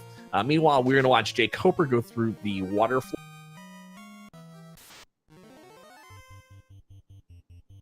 Playoffs? I'm just trying to win a game. No, our point was that at 3-1, Arsonhorse is assured of at least getting to participate in the playdown sort of wild card race to see who makes the round of 16. Oh no, I don't have those super sweet admin privileges to drag him into the room, but we've got him in the waiting room. We're going to get him here shortly. There he is. Tonight's winner is Arsonhorse. GG Arsonhorse. Heck of a game. Yeah, good game. It was a fun one. A little weird at times, but yeah, I was happy with how it went. You had exactly what you needed to squeeze through that Temple of Fiends. Were you nervous going in, or were you fairly content with the party you had? I was a little nervous. I was a little under-leveled compared to what I like to be, but like you said, like I felt like I just kept finding the key items. Like Ice was kind of bummed, but then I get, like Fast is there. I get the early Masamune, Power Glove, and I get Defense, and I'm just like, I know it's time. I think I gotta get through this and give it a shot. But like I was saying, I was a little behind. No Exit and Warp, so I like grinding level 2 of that if I can. But Life 2 on the night is just critical. Yeah, it really let you dive in there, I think, with the lower level party when you know how many times you can keep bringing them back. But you ended up running out of Life 2 charges about halfway through because things got ugly. Yeah, like wasn't even the Fiends that was like the most worrisome part. I mean, Chaos obviously and Kraken 2 is always kind of a toss-up, but those unrunnables early were really rough, and like I don't have a really high-powered magic to get through them, so. Yeah, the high-powered magic was hard to come by, and Definitely. even with your you had the Black Wizard that had those 2 charges of nuke.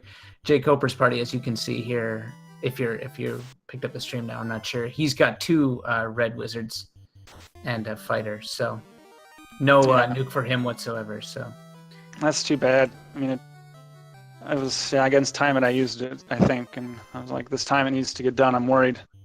At least every turn that goes by, it tells me I'm going to get nuked, and luckily I avoided him.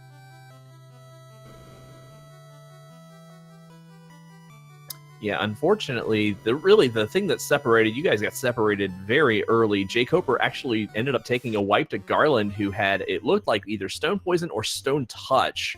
Oh and my! So he ended up having to reset, except he didn't have any money to save or did not save, and so he had to re-roll his party. Yeah, that's a bummer. And then from there, he felt like he took a gamble that Temple of Fiends would be difficult, so he did a significant eye grind on a Red Mage Knight combo. And that's really the biggest difference in the gap between you guys tonight. Yeah. And yeah, it almost worked for him. If that Temple of Fiends was any harder, and you had wiped on Chaos, then it would have been some kind of race. I mean, you would have still been ahead, because as you can see, he's not even there yet, but his party is pretty high level now. Yeah, definitely. Like almost 600 hit points on the night. yeah, he's loaded for bear now, but obviously the time you spent doing that opened up a huge lead, and you were able to finish off this race. 1:24.51 is a really strong time for the Swiss flags. Just for looking back sake, for the people watching, if you could have done anything differently, would you have, or do you feel like you made pretty much all the right moves this race? I probably would have just sprinted to Volcano instead of taking those speed encounters to try to get some gold like I did to get Floater earlier. Because my initial thought was like, I'm going to grind it, but then I'm like, wait, there's like 12 chests at the beginning of Volcano. That should be pretty free, especially with the encounter table the way it was. So I'm glad I decided to stop doing that, but the extra levels were nice. One of the things we were talking about while we were watching you in Topher, especially right after those huge fights that you pointed out with all the unrunnables, and there was like 9 bad men or something that you ended up even burning in charge of Nuke on. Did it ever cross your mind to run out and pop a house and keep those levels and new spell charges that you unlocked, or were you always thinking straight to the bottom? I didn't have... Oh, no, you couldn't. Yeah, exit, what am I talking about? Yeah, no, that was a stupid question. Sorry, I got mixed up. Because we were talking about that. If I had it, I probably would have gone out, because, like I mentioned, I was pretty low. And so the extra charges would definitely have been nice to get a few levels and a little extra safety going down.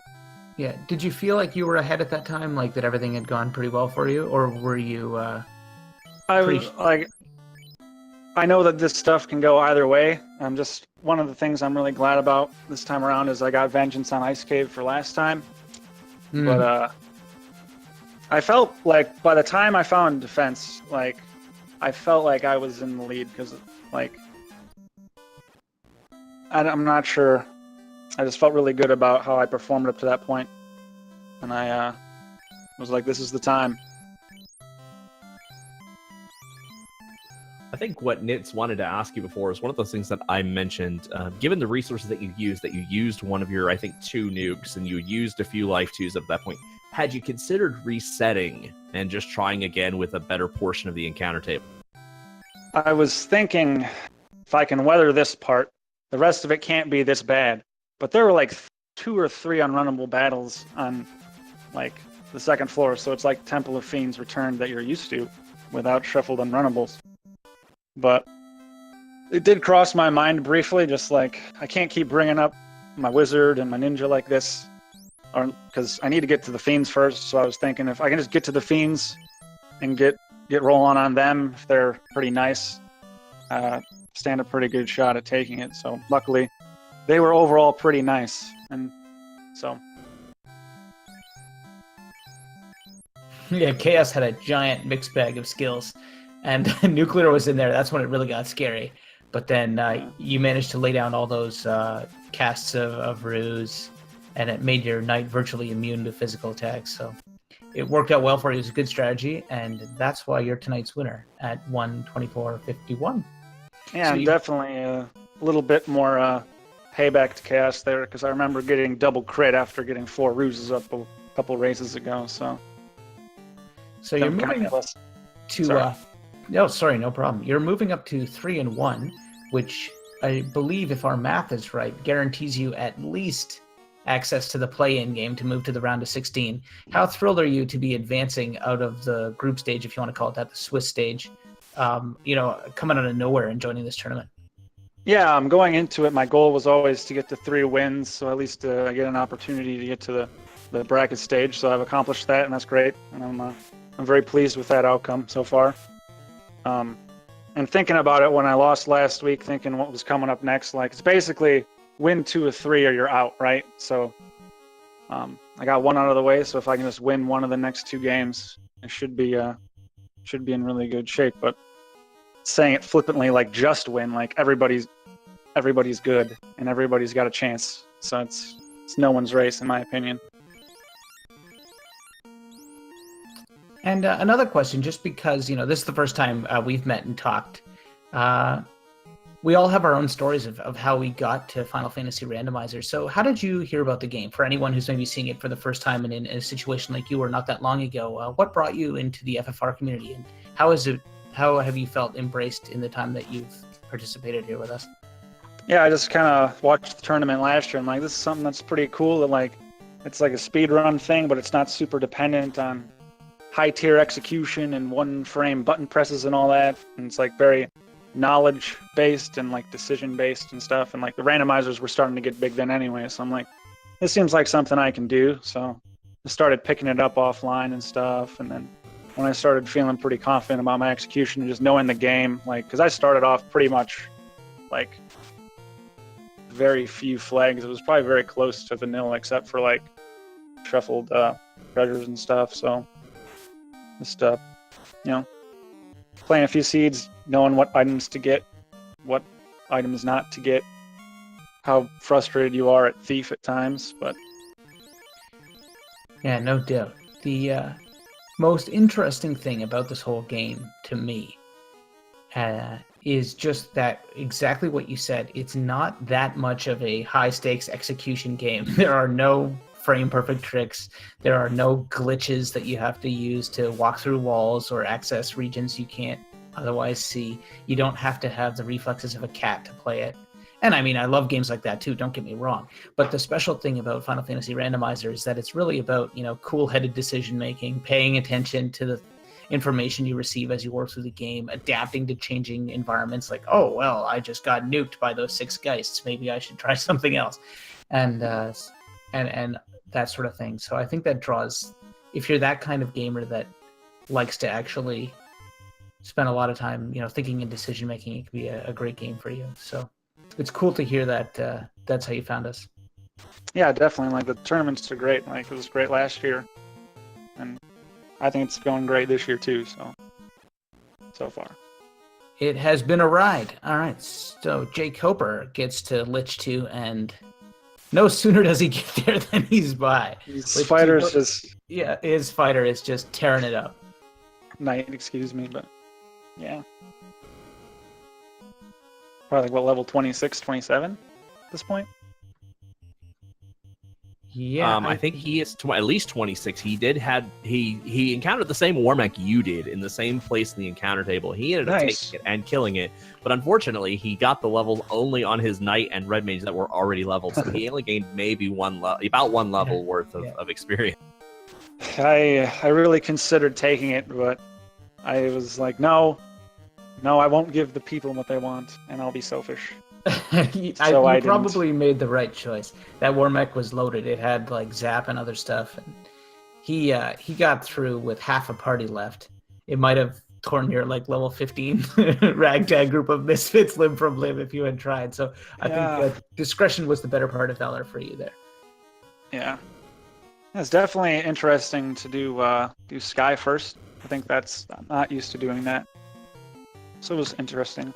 Yeah, did you make the decision to do that when you found the cube in the ice cave? Or you're like, well, I already have or did you get I think you already had the slab from Vicky?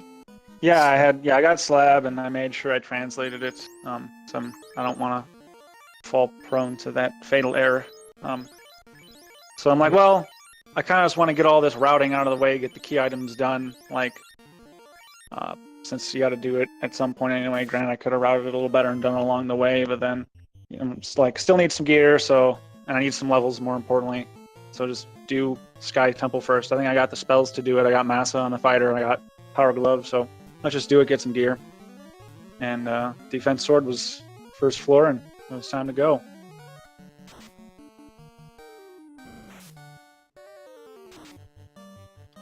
All right, Jkoper taking on Kraken 2. On my screen, it's a bit of a slideshow, paint by numbers here, but I see 9 hits, and I see CCCC is down.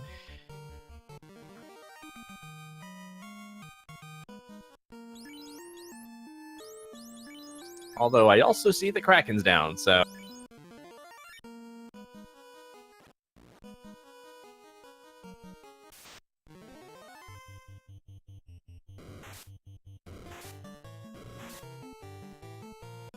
Has Jkoper ran into any nukes? Because I don't think I did. I think it's in the same boat, just the nuclear. Well, he hasn't seen Chaos yet, but the only one we've seen is the nuclear on Chaos. Warmech was loaded, but nothing super significant. He had, I think, maybe Bane and Zap or something like that. Fire 3, maybe. Gotcha.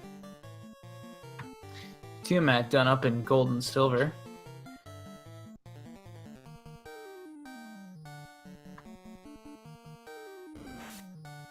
He's thinking about this one.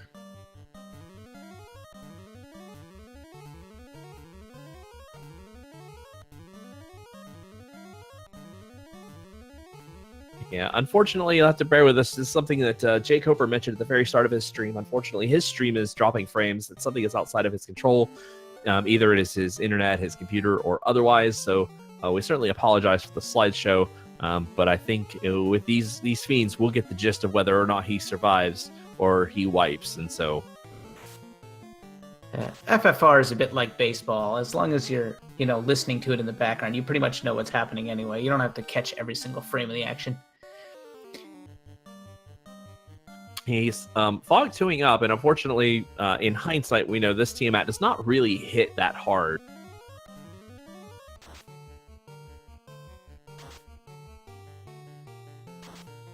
And there's that Cure 4. Again, thankfully, he's probably not invested too many resources into his damage. Yeah. This was a near max health Tiamat, too. So it's kind of nice to get that Cure 4 out of the way early so you can just lay the smack down here and...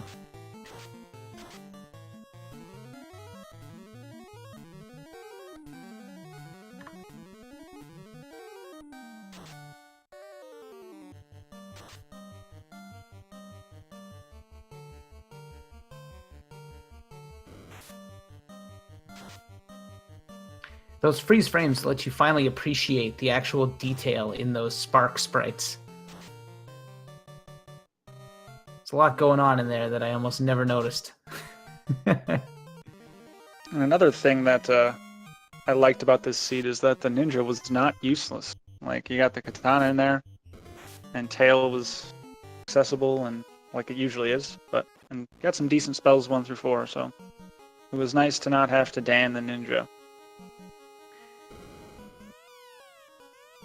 Yeah, you both found the same 2 ribbons. We'll never know where the third one was. And I mean, that ninja's going to be the odd one out in that scenario. No life, too. So yeah, both ninjas spend a fair amount of time dead anyhow. But yeah, it's nice when the poor, lonely thief actually gets to do something useful. Definitely. Chaos looks like he's got his hip waders on for this one. Oh, it's chaps. He's going noodling. Yeah, all right.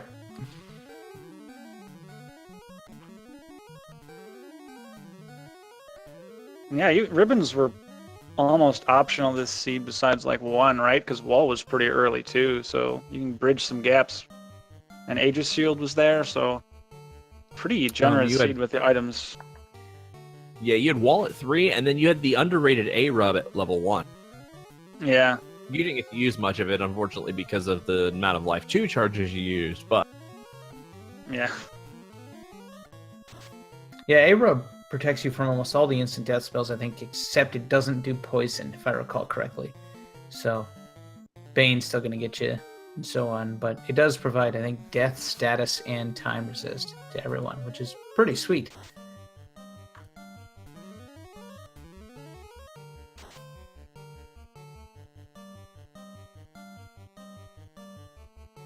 And I think he's just now chunking away. Unless that nuclear comes out, he's just really chunking away. And even if that nuclear does come out, that fighter has over 600 hit points. Yeah, I mean, his strategy all along was slow and steady. Unfortunately, he doesn't get to say the second part of that saying because the rabbit really won this one. And Jkoper punches his clock, taking out Chaos. Yep, and so Jkoper will fall to 2-2. He will get one last chance for Romance to punch his ticket to the play-in race, as the best record he can get to is 3-2 at this point. So he's definitely got his work cut out for him for his opponent next week. His official SRL time clocks in at 1:42.49. Jkoper will slip to 2-2, and Arsonhorse, tonight's champion, will move up to 3-1. We'll see if Jkoper's interested in popping in for a little recap. He may or may not, depending on his mood. It's always tough to find the courage when you lost a big race like this you were hoping to win.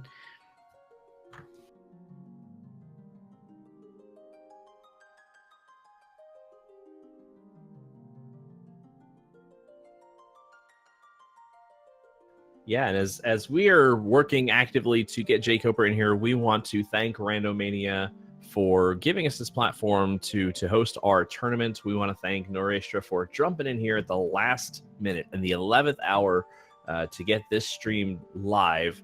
We certainly want to thank our tracker, Rainbow Poogle. Awesome job as usual. I want to thank my commentary partner, Nitz. Always a pleasure to do this with you, buddy. Feel free to give our runners a follow. Feel free to give Randomania and its auxiliary channels a follow. If you like randomized content, these are the things that our runners run, and these are the things that Randomania hosts all the time. So if this is up your alley, feel free to give them a follow if you haven't already. And if you like an FFR, there is an endless stream of it coming up over the next few weeks. Randomania, our official partner for the Final Fantasy Randomizer tournament, carries tons of FFR races over the next few weeks as we wrap up the Swiss stages, and then of course into the round of 16, which is going to be a best of 3 challenge between everyone, the top 16 that emerged from the Swiss stage. That is going to just be fantastic. You're going to have the 16 best Final Fantasy Randomizer players in the world duking it out for the championship, and I'm excited just thinking about it.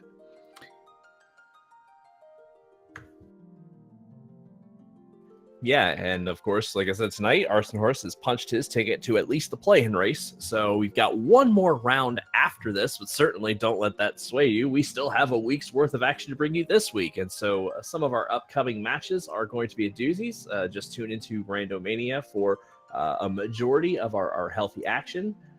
There's definitely going to be some good ones that we're going to punch. Some people are going to punch their tickets to the play-in race. Some of our 3-0s are looking to punch their ticket to a first-round bye. And so it's definitely going to be interesting as we try to get Jkoper in here. He has agreed to an interview. I think we're just going to try and grab him as soon as he pops.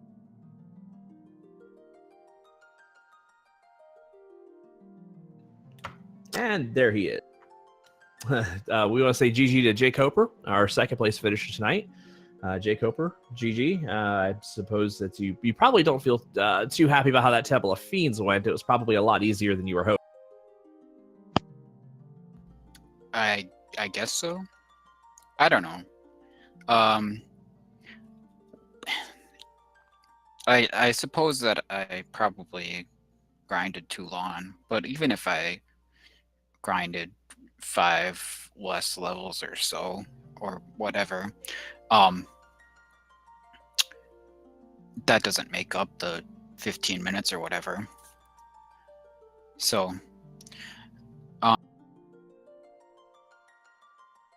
yeah, you stumbled a bit in the starting blocks there. I mean, the missed save and then having to rename the characters, that cost you a lot of time right off the bat. So obviously that is going to sort of put a damper on things throughout the rest of the run. Like, did you make some...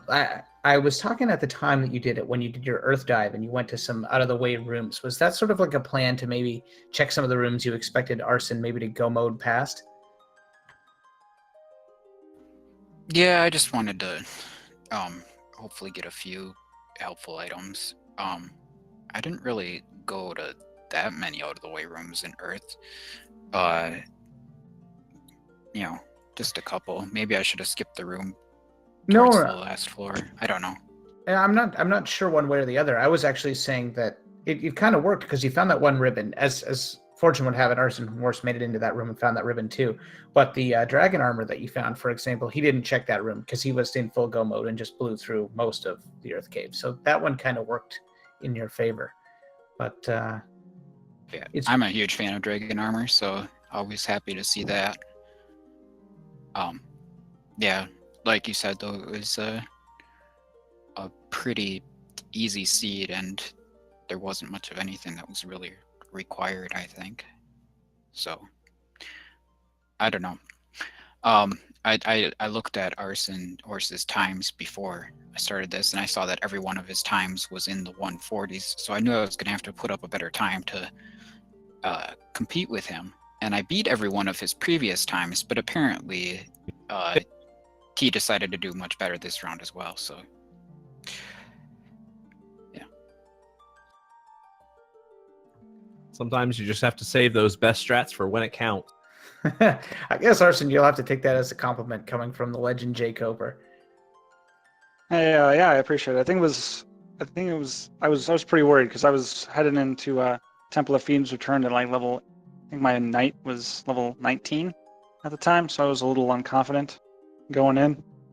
I had a lot of trouble early. I had to use a lot of life 2 charges, so I came down to just the knight at the end against Chaos. So I was a crit or a nuke away from it going a different way. So it was pretty close. Yeah, Jkoper. I don't think the time really tells the whole story. Like, Arson defeated Chaos with 3 party members dead and 1 like waiting to be nucleared into oblivion and just madly flailing away and finishing it off. So it was like just an exciting victory on that side of things. And if, as he just said, like if there was another nuclear or a nuke in the pipe and he wiped in Topher, it would have been a much, much, much closer race. So especially with the party you came in to steamroll with at the end, you just sort of waltzed through there. So that would have made for a pretty exciting race had it worked out that way.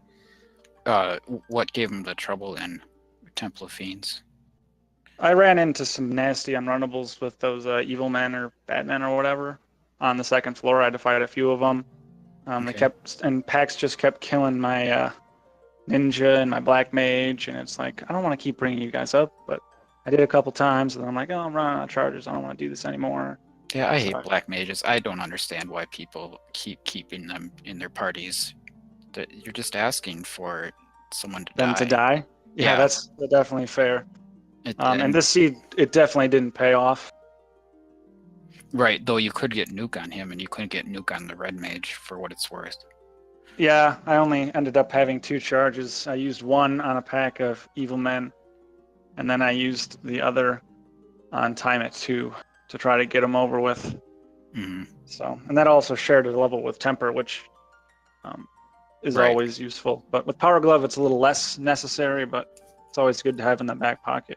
Oh yeah, what the heck? I totally forgot that I had the Power Glove at the end. I didn't even use that at the end, but it didn't really make a difference. Too little, too late there, as Jkoper ends up falling behind and ground he can't make up, and it looks like Arsonhorse takes this one, moves up to 3-1. So GG Arsonhorse, GG Jkoper.